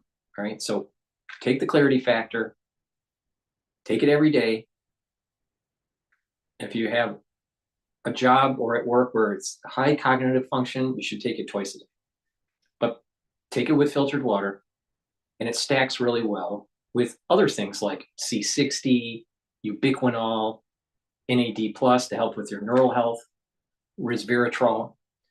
Now, with the stack that I'm talking about here is that help with your muscles and help with your brain. Those are major systems that as you get older, they start to decline. You want to mitigate that decline. You want to improve it. All right. So go to my store, the-studio-reykjavik.com. Use discount 5 and you'll get $5 off any order. Get the Myotrol, get the Clarity Factor, take them every day. Now, if you spend $150 or more on any order, you get a free gift until supplies last. Trump seemed to be asking Harvard, and what Harvard has then taken issue with, and the kind of subsequent funding debate or withdrawal of funding that's happened. And to help us, we have none other than our own Donald Trump, Mike from Shrewsbury. He is a wonderful Americaster who does a very unique impression of Donald Trump for us. If you've not heard it before, certainly if you're listening on the World Service, this is him reading out Donald Trump's post on Truth Social. Perhaps Harvard should lose its tax-exempt status and be taxed as a political entity if it keeps pushing political, ideological, and terrorist-inspired / supporting sickness. Remember, tax-exempt status is totally contingent on acting in the public interest. Well, he could be in the room, couldn't he, as we always say. And people listening on the World Service who haven't heard Mike from Shrewsbury before will now have been introduced to. It's just amazing. It's just could actually be him. Anyway, thanks, Mike. Nice to hear from you again. And as for the substance of that, yeah, so there you go. Tax-exempt status. So in other words, Sumi, what he's saying is that an awful lot of Americans who have no hope at all of getting to Harvard are having to pay in some way, shape, or form, if only because Harvard isn't paying its full whacking taxes, for the Harvard education that a few very elite people get. And it's the same, isn't it, as funding for NPR, National Public Radio, which he'd probably put in the same box as something that does get some federal funding. In other words, everyone contributes to it, but is now, certainly in Trumpian terms, seen as a far left progressive organization, and so shouldn't receive that. How could you say that That's NPR or PBS is not a far-leaning news organization? I mean, of course they are. Come on, get real. Shtick, isn't it? And I wonder now how Harvard defends itself from that. Yeah, and so the tax exempt status is actually something that, if that were to be revoked, would mean a huge cost for universities. So the majority of universities are tax exempt. I went to Northwestern University, which, interestingly enough, is also facing funding freeze from the Trump administration. But this was always a big issue with, it's just outside of Chicago on the water and has this beautiful waterfront view and is on basically the best property in that part of town. It is beautiful. Proper elite, Sumi, proper elite. You've placed yourself. We don't want anyone to know that. Right in there. But I mean, Justin, we can hardly talk. Yeah, exactly. Where did you go to university? Let's move swiftly on. What were you saying about Northwestern, Sumi? Well, just that it's on this beautiful waterfront piece of land, and there was always this bit of tension with the town because Northwestern is not paying taxes on that land, and you can imagine that for the town of Evanston, so where Northwestern is based, just outside of Chicago, as you know, Justin, it is obviously a piece of land that would otherwise bring in a lot of revenue, and so the tax exempt status is something that the administration certainly can use as a stick. But if you look at some of the demands that were listed in the letter to Harvard obtained by the New York Times, I mean, if you look at what the administration wants to actually see from Harvard, they're saying reporting students to the federal government who are hostile to American values, ensuring each academic department is viewpoint diverse, hiring an external government-approved party to audit programs and departments, quote, that most fuel anti-Semitic harassment, and then checking faculty staff for plagiarism, which that last one obviously is something that the universities are struggling with at the moment anyways with large language models. But if you look at the demands here, I mean, the American values one is just also so squishy, isn't it? What exactly is being represented? What does that mean? Yeah. And I mean, Hey, I'm a conservative. I'm a huge fan. Hey, what is your number one tip for saving money? Easy. Pay off your credit card debt as soon as possible. Yeah, and I mean, when you read those, it seems unsurprising that the response from Harvard was to say, hold on a second, not sure we're okay with this. And Harvard's president, Alan Garber, accused the White House of trying to control, to quote him, its community. He said, although some of the demands outlined by the government are aimed at combating anti-Semitism, the majority represent direct governmental regulation of the intellectual conditions at Harvard, to which the Department of Education then came back and said, Harvard's statement reinforces the troubling entitlement mindset that is endemic in our nation's most prestigious universities and colleges. And just to put another finer point on the debate around universities here, this is also wrapped up in the canceling of visas for foreign students, right? Because we've seen, for example, a Tufts University student who was snatched off the streets and is being held in a detention center. And we understand at this point, through the court hearings that we've seen to this point, that what she had done is signed her name to an op-ed in the student newspaper at Tufts University, calling for the university to divest from business with Israel, and also calling on the university to listen to students. That's all the evidence that we've heard so far there is against a student. And so it seems here that for students who have expressed their opinion to support the Palestinian cause, that they are also being targeted by the administration.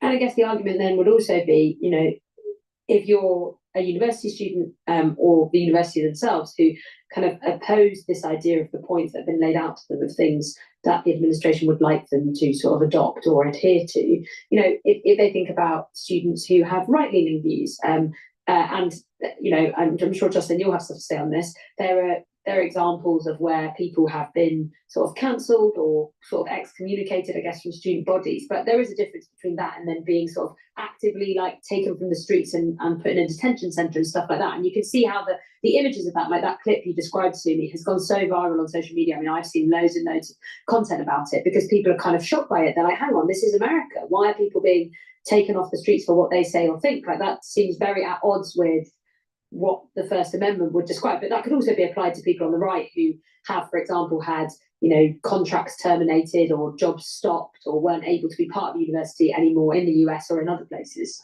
I tell you what, Simi, we were discussing, so a few weeks ago now, Ezra Klein, the New York Times journalist, making the really fascinating point that the entire administrative state, when Donald Trump goes after, you know, whether it's the US aid organization or whether it's, you know, any number of federal bodies that he's either closed or sacking everyone or trying to get rid of, or the universities or the broadcasters, there's this kind of weird thing which Ezra Klein, as a Democrat supporter, says has happened, where actually it is a fact in the modern era that they do all tend to be staffed by liberal people, left-wing people. It's the kind of mirror image of the Senate, where you have 2 senators for every state, and so you tend to have a kind of over-representation of rural people and rural interests, and in the modern era of Republican interests. But in the administrative state, it's sort of the opposite. And there is, I think, Ezra Klein's point, which we've discussed before, and is an interesting one, isn't it?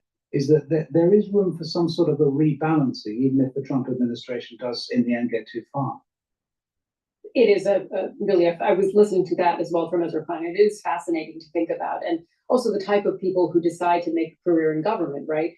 And I remember this even from my time living in Germany, that there was always a sense that within the government, rather, and in the ministries in Germany, that there was a liberal bias, that you had people who would tend to go to university, who would tend to choose a career working in government, would also tend to be more liberal. That's also, by the way, very much the accusation made against journalists, isn't it? And I know that's the case in the UK as well as here in the US. And so what do we think happens next? I mean, obviously this $2.2 billion of funding has been frozen to Harvard. To get a poli-sci degree is a lot easier than get an engineering degree. Now, what is interesting is that people that go into the hard sciences, they typically are more conservative. It's the liberals that are getting liberal arts degrees or soft sciences, psychology, sociology, history, right? When you get these, they're typically liberal. You know, like, you really think a journalist degree is like hard? I mean, get real. Please go to my store, the-studio-reykjavik.com. Get the ubiquinol. This is the most bioavailable form of CoQ10 that you can get. It will help to soak up free radicals because it's an antioxidant. It's going to help boost up your mitochondria and boost up your energy levels. And ubiquinol will help to protect your neurons. Extremely important to take once you turn age 40. So take this every day, protect your neurons. Another great supplement to take, and that you can stack it with ubiquinol and even C60, is the NAD plus supplement that I have. This will boost up your NAD plus levels. And by boosting up your NAD plus levels, what will happen is that your energy will go up. You'll be able to repair your DNA damage. When you get older, you start to accumulate more DNA damage, and we have repair mechanisms to do that. But when you get older, it gets overridden by too many damaged areas of your DNA. So you need higher levels of NAD plus to help repair that DNA, cellular DNA and mitochondrial DNA. So get the NAD plus, and NAD plus helps with protecting neurons too. So that's the reason why you should be stacking this for neural protection. So get the NAD plus, get the ubiquinol, take it every day, get better blood flow by doing cardio, and do these balancing exercises that I keep on telling you about. Do balancing to activate the cerebellum, so you're getting those neurons firing. Do stretching exercises; those activate different types of neurons that are at the ends of your muscles. There are certain types of neurons that activate knowing that it's being stretched. And then you also do some resistance training, and that activates another set of neurons. And by doing the kinematics, by working out and doing balancing, you're activating that cerebellum, really important. Learn new things, all right? That's gonna activate other areas of your brain that will help with that neuroplasticity. And taking the supplementation you need to take. NAD+ and ubiquinol are really important for neural health. So please go to my store, the-studio-reykjavik.com. Don't be a liberal. Use discount 5. You get $5 off. And if you spend $150 or more on any order, you will get a free gift until supplies last. So please go to my store, the-studio-reykjavik.com. And again, don't be a liberal. Please, don't be a liberal. How much of an impact will that have? Do you think that will actually, they really do need that money, and therefore they will decide that maybe this isn't the hill to die on, and they'll sort of fall on their sword? Or is it actually no, we're going to stick to our principles and we can kind of cope without this money, and this rumbles on and extends far beyond Harvard, and we've already seen it kind of touch some other universities too? I put that question to a few voices from Harvard, students at the Crimson, the student newspaper, and also a lot of let's not forget that the student newspaper, the Crimson, tried to discredit me when I was saying that there was a major problem in 2020. And they tried to turn me into an Alex Jones. But that blew up in their face when I pushed back. You know why? Because I don't back down. Nor has my family history ever backed down.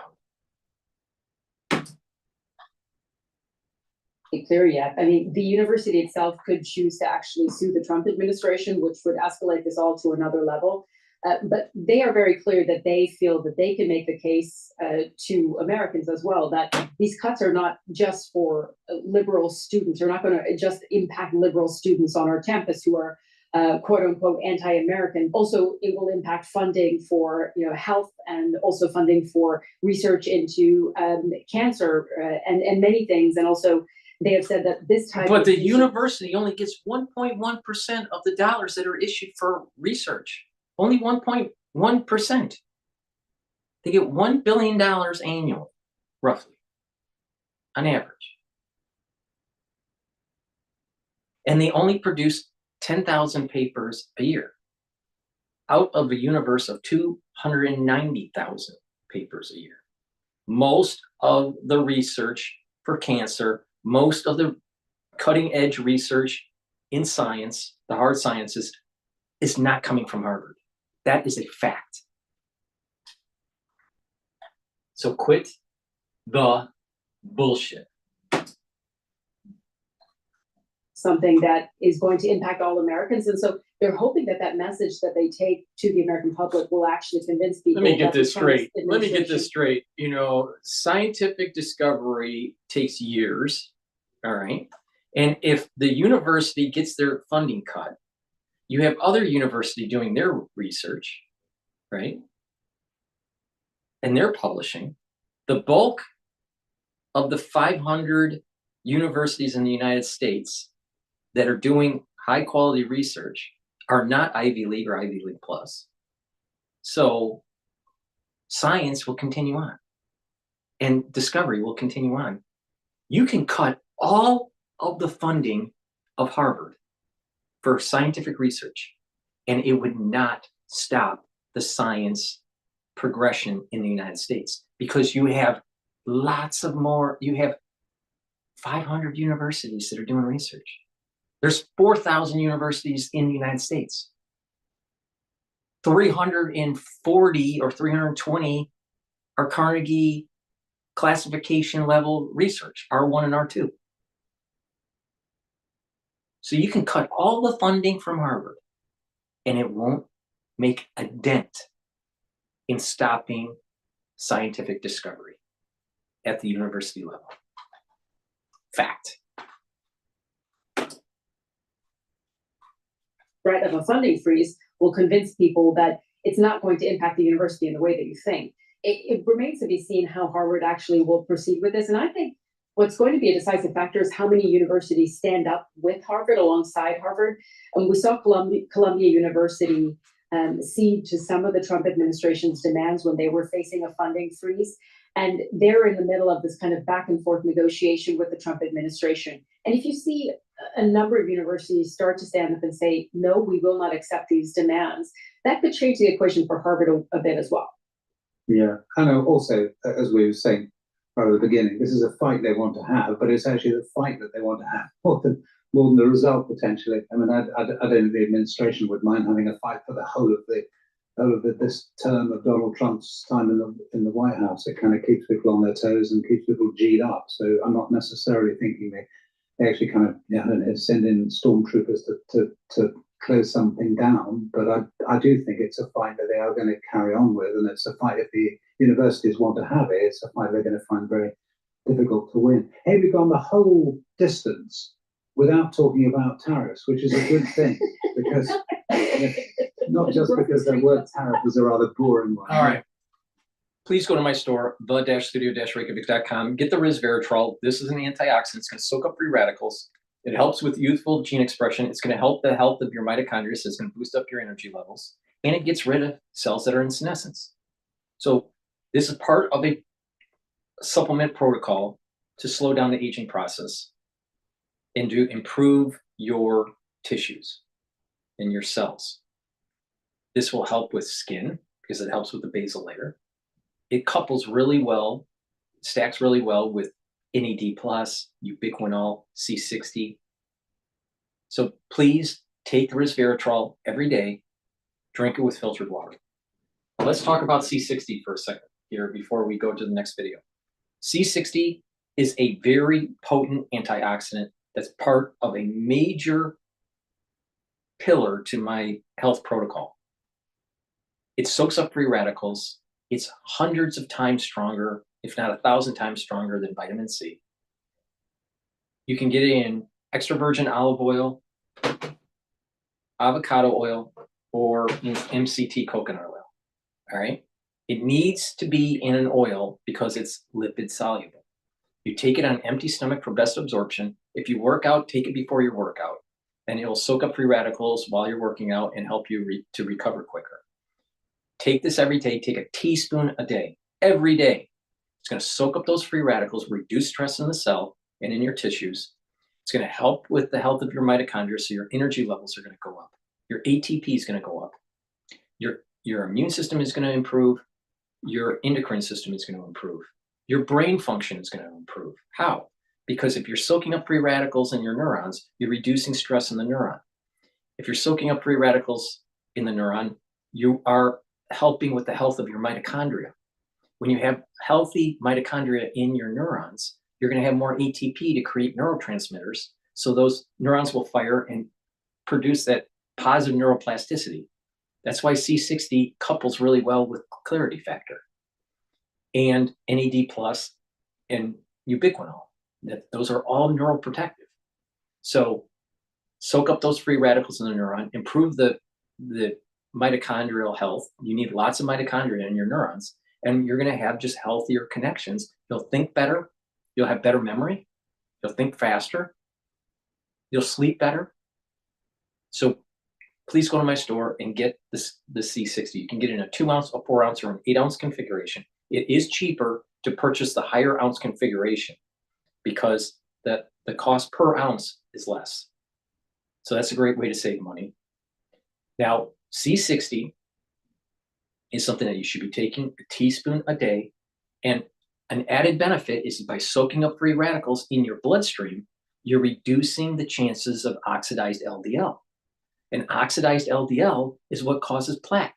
So if you're soaking up the free radicals and stopping the oxidation of LDL, and you're lowering your LDL levels by taking, let's say, omega-3 or olive leaf extract, then you're reducing the chances of plaque buildup. Now, do you understand why it's so important to take C60 as an anti-aging protocol? Please go to my store, the-studio-reykjavik.com. There is nobody absolutely nobody out there that is more comprehensive in terms of how to stack these supplements in such a way that it'll slow down the aging process. And not only that, it's what I do on a daily basis, and the proof you're seeing. All right. People that have been watching me for 10 years or 5 years, you're noticing I'm not aging. Now, compared to some other podcast bullshitter that's on YouTube, all right? And I bet in 5 years, and you look at that 5-year difference, they've aged a lot. Or 10-year difference, they've aged a lot. Follow my protocol, it works.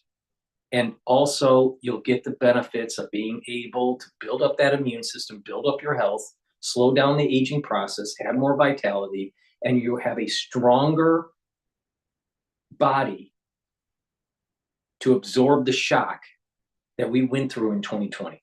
You take my advice, you will be fine. Don't worry about the turbo cancers and the prion disease and blah, blah, blah, blah, blah, blah.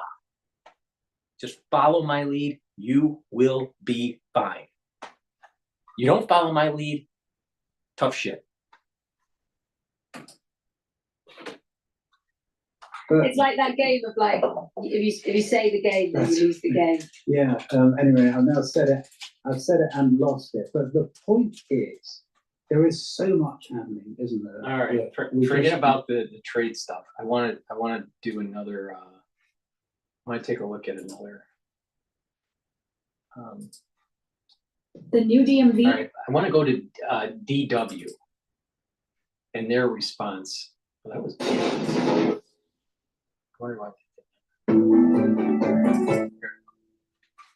Hi, everyone. US President Donald Trump has threatened to remove Harvard University's tax-exempt status if it refuses to comply with demands for greater government oversight. It's the latest White House push for control of US universities, amid what it claims is uncontrolled anti-Semitism on campus. Trump's opponents say the move is an attack on free speech. The president's latest threat comes less than 24 hours after Harvard lost more than $2 billion in federal funding for rejecting his demands. Those demands include an end to diversity, equity, and inclusion programs, discipline for student protesters, reform of international student admissions, and an audit to ensure what he calls a range of viewpoints in admissions and staffing. Harvard says it will not surrender its independence nor relinquish its constitutional rights, and that no government should dictate what private universities can teach, whom they can admit and hire, and which areas of study and inquiry they can pursue. Well, our Washington team has been out talking to students and hearing what they think about the Trump administration's demands. I think it's ridiculous. I don't think any president should be dictating what private universities do or teach or how they admit students or how they. Don't ask for the money. Don't ask for the money. American tax dollars should not be paying for woke agendas. It's really simple. But liberals always want a freebie. Research universities like this one do important research for medicine and things like that, and cutting away from that because of petty reasons or political reasons is, we know what that is, It is quite disconcerting that they can kind of unilaterally cut funding based off of political affiliation. I think universities are so often so concerned with legacy, but right now, by bending to the whims of this current president who will be out in 4 years, you are completely foregoing that legacy, and the people won't forget.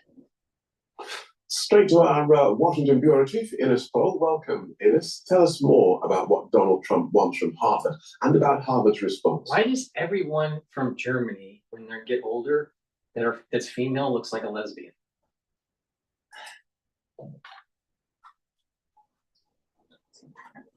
Right, so the Trump administration basically pushed Harvard to make some major changes, like cutting diversity programs, banning masks at protests on campus, and shifting to a merit-based admissions. So Harvard's president, Ellen... Oh, wait a minute. We don't want society to be a meritocracy. No, we can't have that. It has to be given, to people that don't deserve it. And, oh, by the way, let them do things that are illegal and have those masks on so we can't identify them. Furman said that Harvard University wouldn't compromise their independence or their rights. And as a result, the Trump administration quickly froze over $2 billion. We're not going to compromise our independence or our rights, but please, government, give us that $1 billion a year.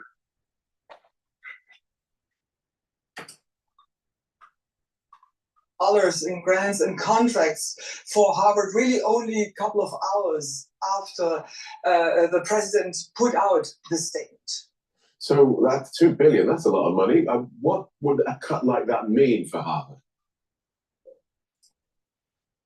It means that the overseers, the Harvard Corporation, and many programs within Harvard, the ones that are heading those programs, they are shitting in their pants. That's what it means.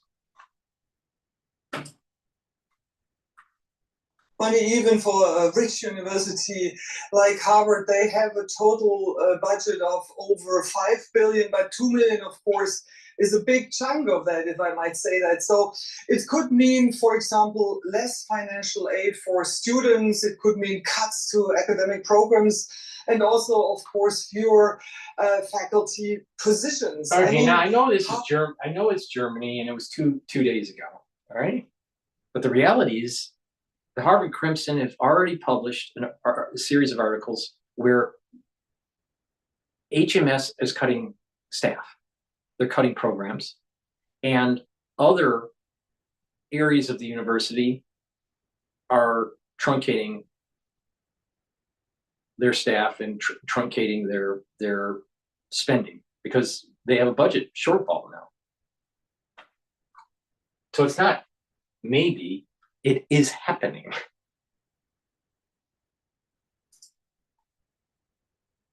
It has one of the biggest endowments in this country, and this might cushion the blow a little bit, but such a significant cut, of course, would really still challenge the quality of education and resources they provide and what they are. Let me get this straight.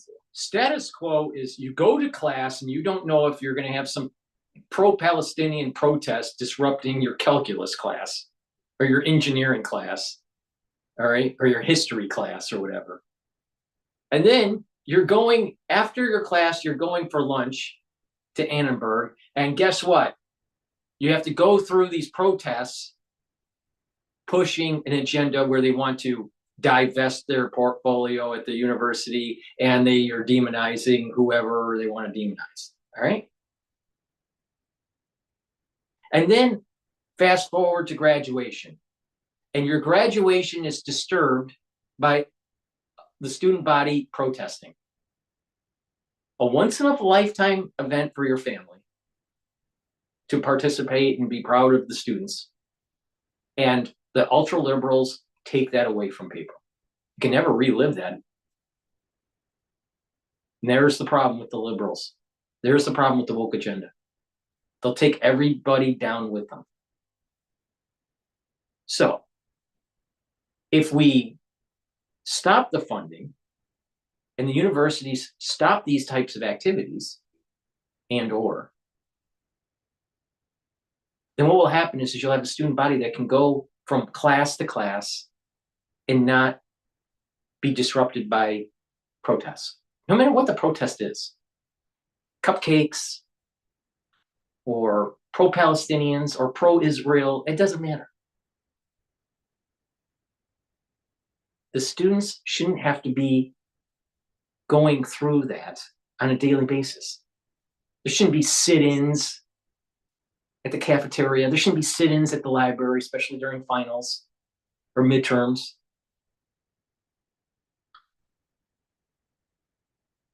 The students need some discipline. Now, here's a really weird, strange thing about this. It takes a lot of discipline to get those students to score well on their GPAs and do well on their, ACTs or SAT scores, right? But the thing is that these students, they're so focused on just their education that they they haven't lived. They haven't really experienced the world around them as a child, all right? Because their whole life has been dictated on how to get into these elite schools. So by the time they get into the elite schools, they really don't know how to behave.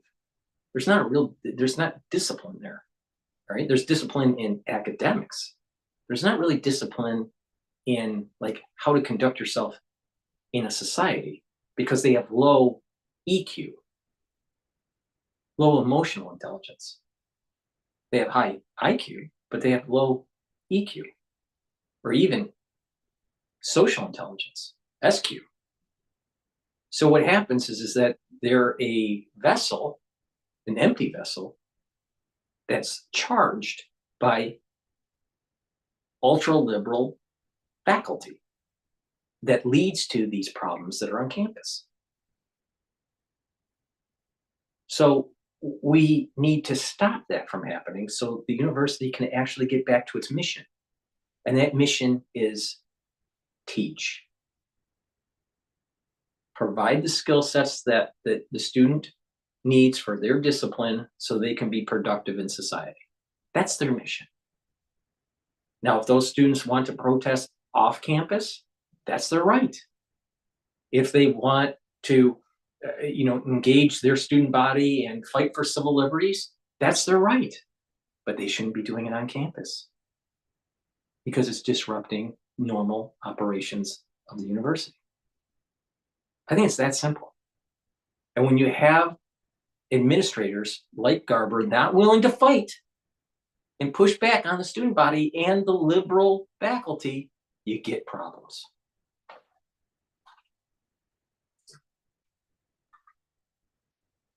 Harvard is not the only university this administration has been targeting. How have others reacted to the Trump administration's demands?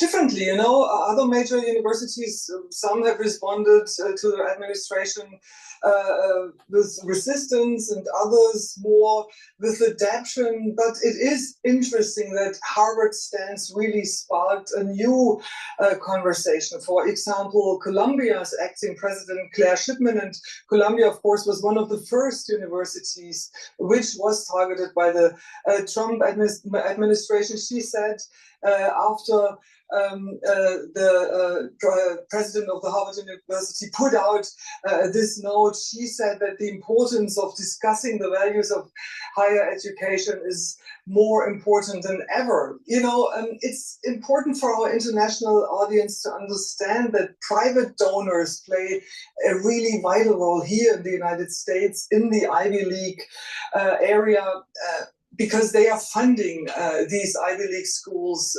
So the real test really will be how these donors will be defending free speech by compensating potential funding cuts which might happen. So the cultural debate definitely here in the United States is heating up at university campus. Okay, thanks for that. In a poll in Washington. Let's get into this with what will save Harvard is that small percentage of student body and faculty that are conservative. Where we are correct on the history, where this is going. We are correct on the alignment of God, country, and family. We are correct on the idea of a constitutional republic. And we need to fight these woke agendas. That's how you save the university. And that's how you save America. It's the ones that are going to save America are the conservatives that are at Harvard, not the liberals. And that's my battle cry. Jacoby, he's National Director of the Nexus Project. That's a non-profit organization set up to fight anti-Semitism and to uphold democracy and free speech. Welcome to DW. I've got a headline for you, which I'm going to read and then ask for your comments. So here we have a massively rich elitist institution stands to lose billions in government handouts because of its anti-Semitic or woke behavior. Pick that apart for us and tell us why, or indeed whether, people should care. Well, people should care because the government is weaponizing the issue of anti-Semitism in order to further its efforts to undermine democratic institutions, and in this case, higher education, and that's a problem. You see Harvard being undermined by this rule, as I say, a massively or wealthy institution which has more money than some small countries. Again, why should we care? Well, we should care because the money is being put to good use. The money is used for scientific research to help cure diseases. The money is being used to educate our students. The money is being...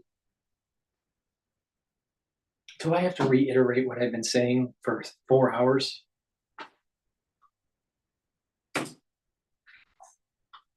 For scholarships for disadvantaged students.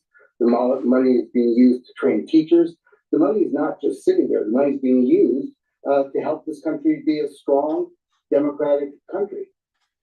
Is there anything in what President Trump is proposing in these impositions on Harvard and other universities? Is there anything that you would keep? No, nothing. His agenda is nothing to do with anti-Semitism.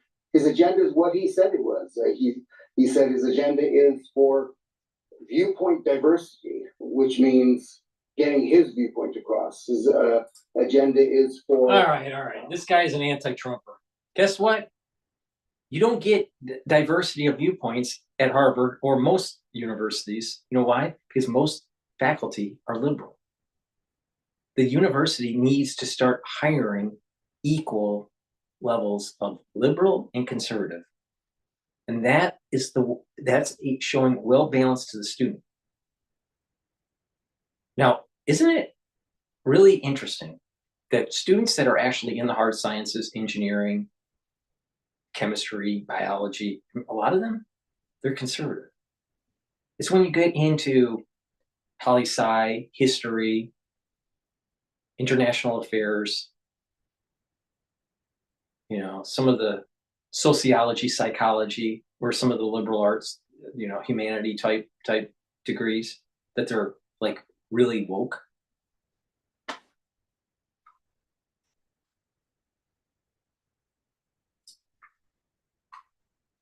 Changing the hiring and the admissions process. That has nothing to do with anti-Semitism. And he also wants to keep foreign students out. And my parents are immigrants. This country is better because my parents moved here, because I live here, because my community lives here. And the idea of keeping immigrants out is an anathema. Columbia University lost 2 presidents over the supposed anti-Semitism issue, even though it ultimately capitulated to White House demands for increased federal oversight. So what do you think Harvard's next move should be? Harvard, I think Harvard made the right move. Let me say one thing about the anti-Semitism issue. It's true that there was some anti-Semitism during some of these campus protests. And that anti-Semitism should be dealt with in the way that a university deals with issues and problems on its campus. There was vandalism. The vandals should be punished. Most of it was free expression, peaceful protest. Now let's get this straight. Harvard wants you to give. Let's zoom this up a little bit, because this is the way, this is America, right? All right. Let's zoom this up. This is where that famous statue of John Harvard is. All right. And right above him is the American flag. A lot of people went through ROTC through Harvard. A lot of people were commissioned officers in the military that went through Harvard. All right. And in 2024, you had a student body that encamped for months in front of that statue on the lawn and raised a Palestinian flag right where you see that American flag. You're telling me you don't have a fucking problem with the student body?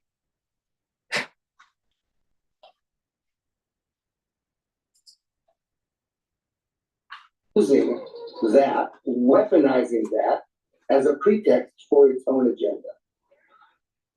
I'd like to play you a clip of White House Press Secretary Caroline Leavitt and then get your thoughts.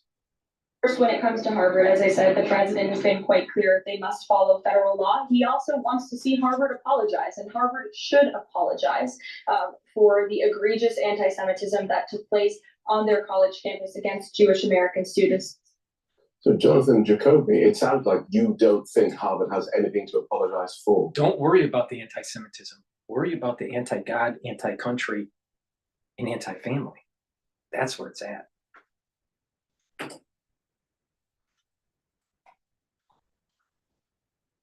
Well, I think Harvard actually has apologized for those instances where student safety was put at risk, and I think it's not only apologized, but it's taken steps. And if one were to look at what Harvard has done up until now, I think that it's been grappling with this issue and it's done a good job.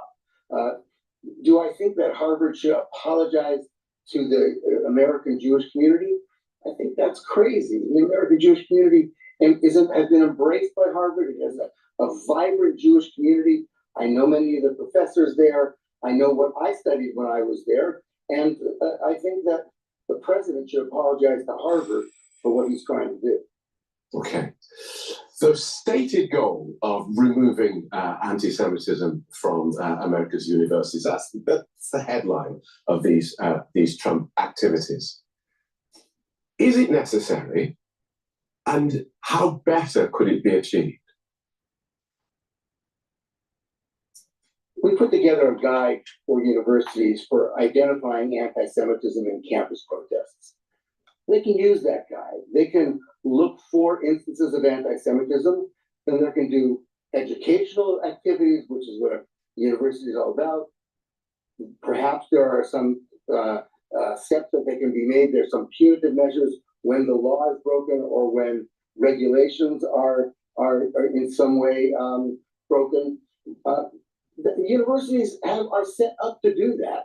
And also I want to say that universities are places where we learn, where we exchange ideas, where we have difficult conversations. Right. The most important thing for Harvard. Right. There is nothing wrong within the course rubric to have that. But when it gets out of control, why does a student have the quote, the right to protest in the yard between classes or disrupt a class? Because that's what was happening. You had these Palestinian protesters coming in to classes and disrupting classes that are totally unrelated, like mathematics or engineering. All right? No. There is nothing wrong with having a university with vigorous debate. Nothing wrong with that. Making sure that doxing doesn't happen with the students, between the students, or between the student body and the faculty. And not just that, it stays, what happens in the classroom stays in the classroom. And if they want to use their civil rights offside campus, albeit.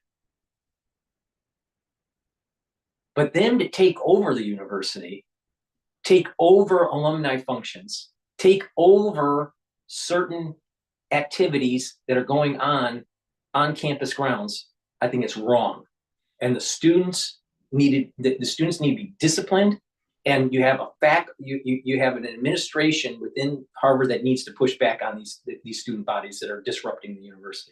It happened during the commencements. It happened during the alumni day. It happens, during certain activities. It's not just normal class operations throughout the week. You have a student body that's out of control. Out of control.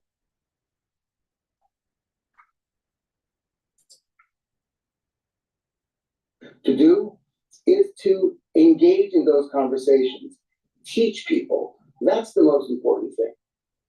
Okay, so you mentioned earlier that these moves actually run the risk of damaging the cause of anti-Semitism. Just expand on that for us. First of all, one has to look at the source of anti-Semitism. The greatest source of anti-Semitism in this country comes from the far right, comes from the white nationalist movement, comes from even neo-Nazis that we have in this country. And the most important thing that we can do is to rid ourselves of those people who are right now, some people who are even in government, who have those points of view. They have every right to have those points of view. The problem with the ultra left and the ultra right is that they end up being the same. The ultra right, neo-Nazi type is the ultra left, and vice versa. It's like one circle, all right? If you go too far left, you are right, super right. If you go too far right, you end up super left.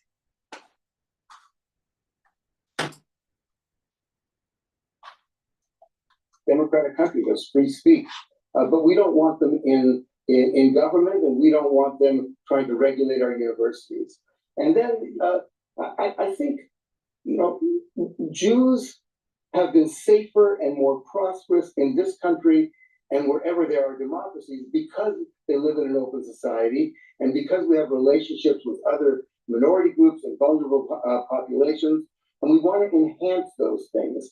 And if you weaponize anti-Semitism, if you use anti-Semitism as a pretext for breaking up those cultures. He's trying to use some sort of intelligent argument that, the reality of the situation is this.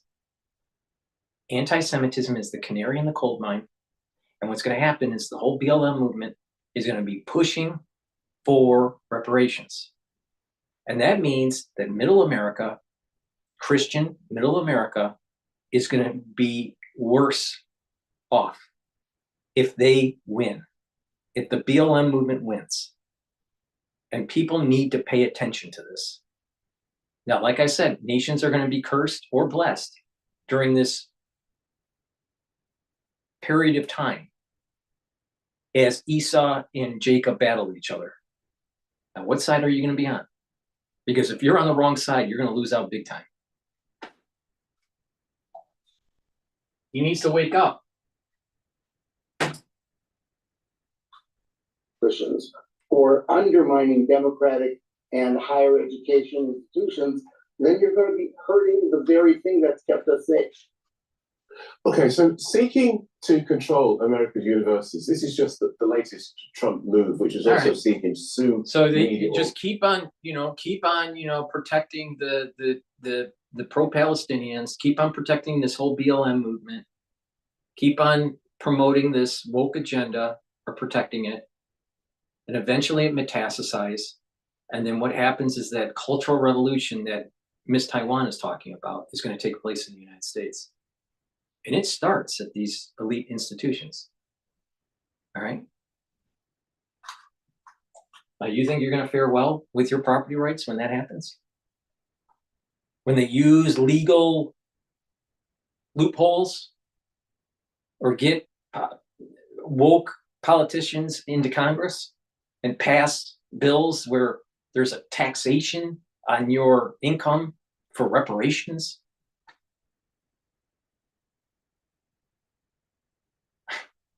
That's where this is going. People need to wake up.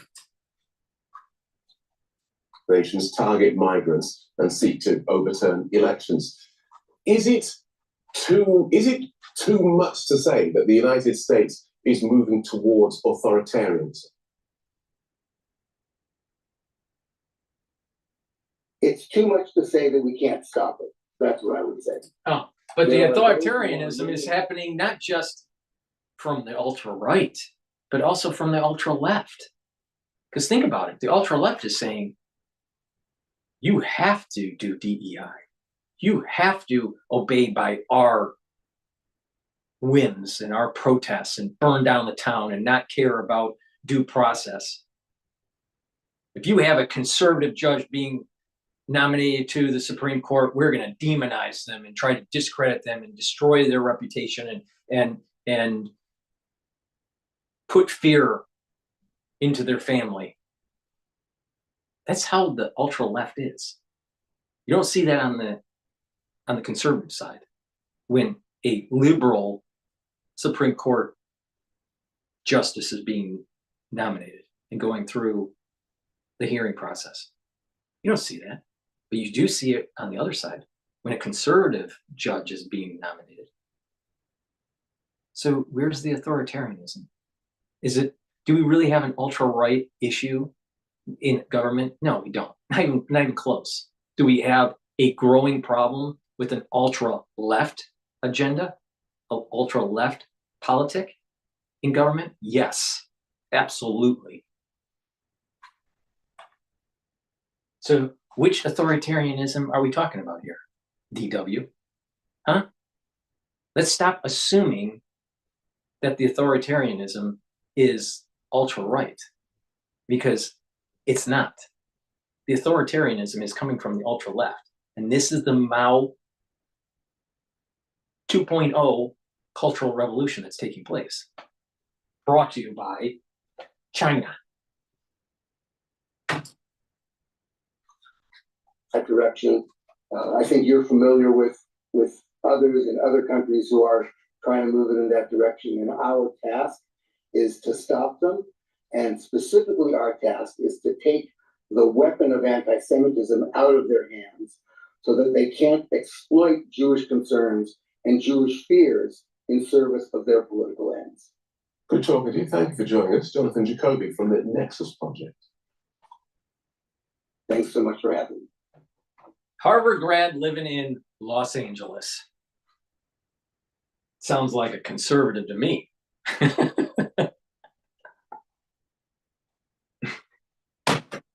Amazing. Please go to my store, the-studio-reykjavik.com, and stack this supplement the way I tell you to, and you are going to see huge improvements in your health. All right. Take the Boomer Boost powder. Take it for breakfast or for lunch every day. You get take a full scooper of this, mix it with soft foods like hummus, yogurt, or applesauce, something like that.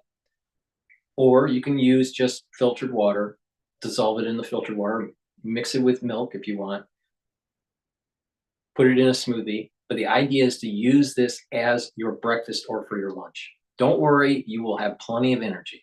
Trust me. You get 68 nutrients in here. It's very extensive what the nutrient profile is. Take a look at the label on my store, the-studio-reykjavik.com, and you will see the benefits of this within 72 hours. I'm not joking. What this is going to do is it's going to help with your cardiovascular health. It's going to help with your brain health, help with your musculature, boost up your energy levels and your metabolism. You are going to start to lose weight safely when you do this, and you're going to have a steady burn of energy throughout the whole day, no spiking.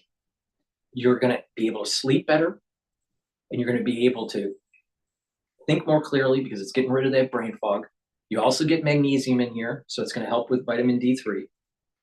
And when you take this every day, you're going to notice that you are having more vitality, and you're going to be wanting to move around. You're going to have that kind of that energy levels that you were when you were younger. All right. Now, I'm not saying you're going to have the energy levels of a 2-year-old, but I'm just saying that you're radically going to feel better. All right. You're going to start feeling this and what I'm talking about within 72 hours of taking this. All right. It's very powerful stuff. You should be taking it every day. Now, this is a great way to slow down the aging process, boost up your immune system, help with your endocrine system, help with your brain function, help with your cardiovascular function, help with your metabolism, lose weight, control your A1C levels. That's your glucose levels, if people don't know. And by taking this every day, you're going to get healthy. Now, you can stack this with barley, the gladiator barley or the heirloom barley that I have, or you can take them separately. It's up to you. Now, let's talk about what does the barley do. Now, barley is a high-density protein. This is heirloomed, all right? So that means that it has high nutrient density. compared to other barley that you would buy at the store. The barley that you would normally buy, even at Whole Foods or at an organic food supplier, is typically lower yield quality. This is very high yield quality barley. So you can't get this anywhere, all right? So at a regular grocery store, it's a powder. You take a scooper or a half a scooper a day. You mix it with the same way you mix it with the Boomer Boost, all right? Soft foods, water, milk, smoothie, whatever. Take it every day, once a day, breakfast or for lunch. It's a high density protein. Now, what's the differences between heirloom barley and gladiator barley? Heirloom barley is going to help to detoxify your body, reduce inflammation. So that's going to be good for your immune system. That's also going to be good for your cardiovascular system. And also, if you work out, you're going to recover quicker. And reducing inflammation helps with brain function. Chronic inflammation, especially at the cerebral level, causes problems with your neurons. You want to reduce inflammation. Now, it also has superoxide dismutase, so it's going to soak up free radicals. That's really important to reducing stress in the cell. It'll help with the mitochondrial health. It'll boost up energy levels. And by soaking up free radicals, you're going to have your tissues perform better. That means your endocrine system is going to perform better. That means your immune system is going to perform better. It also means that your neurons will perform better.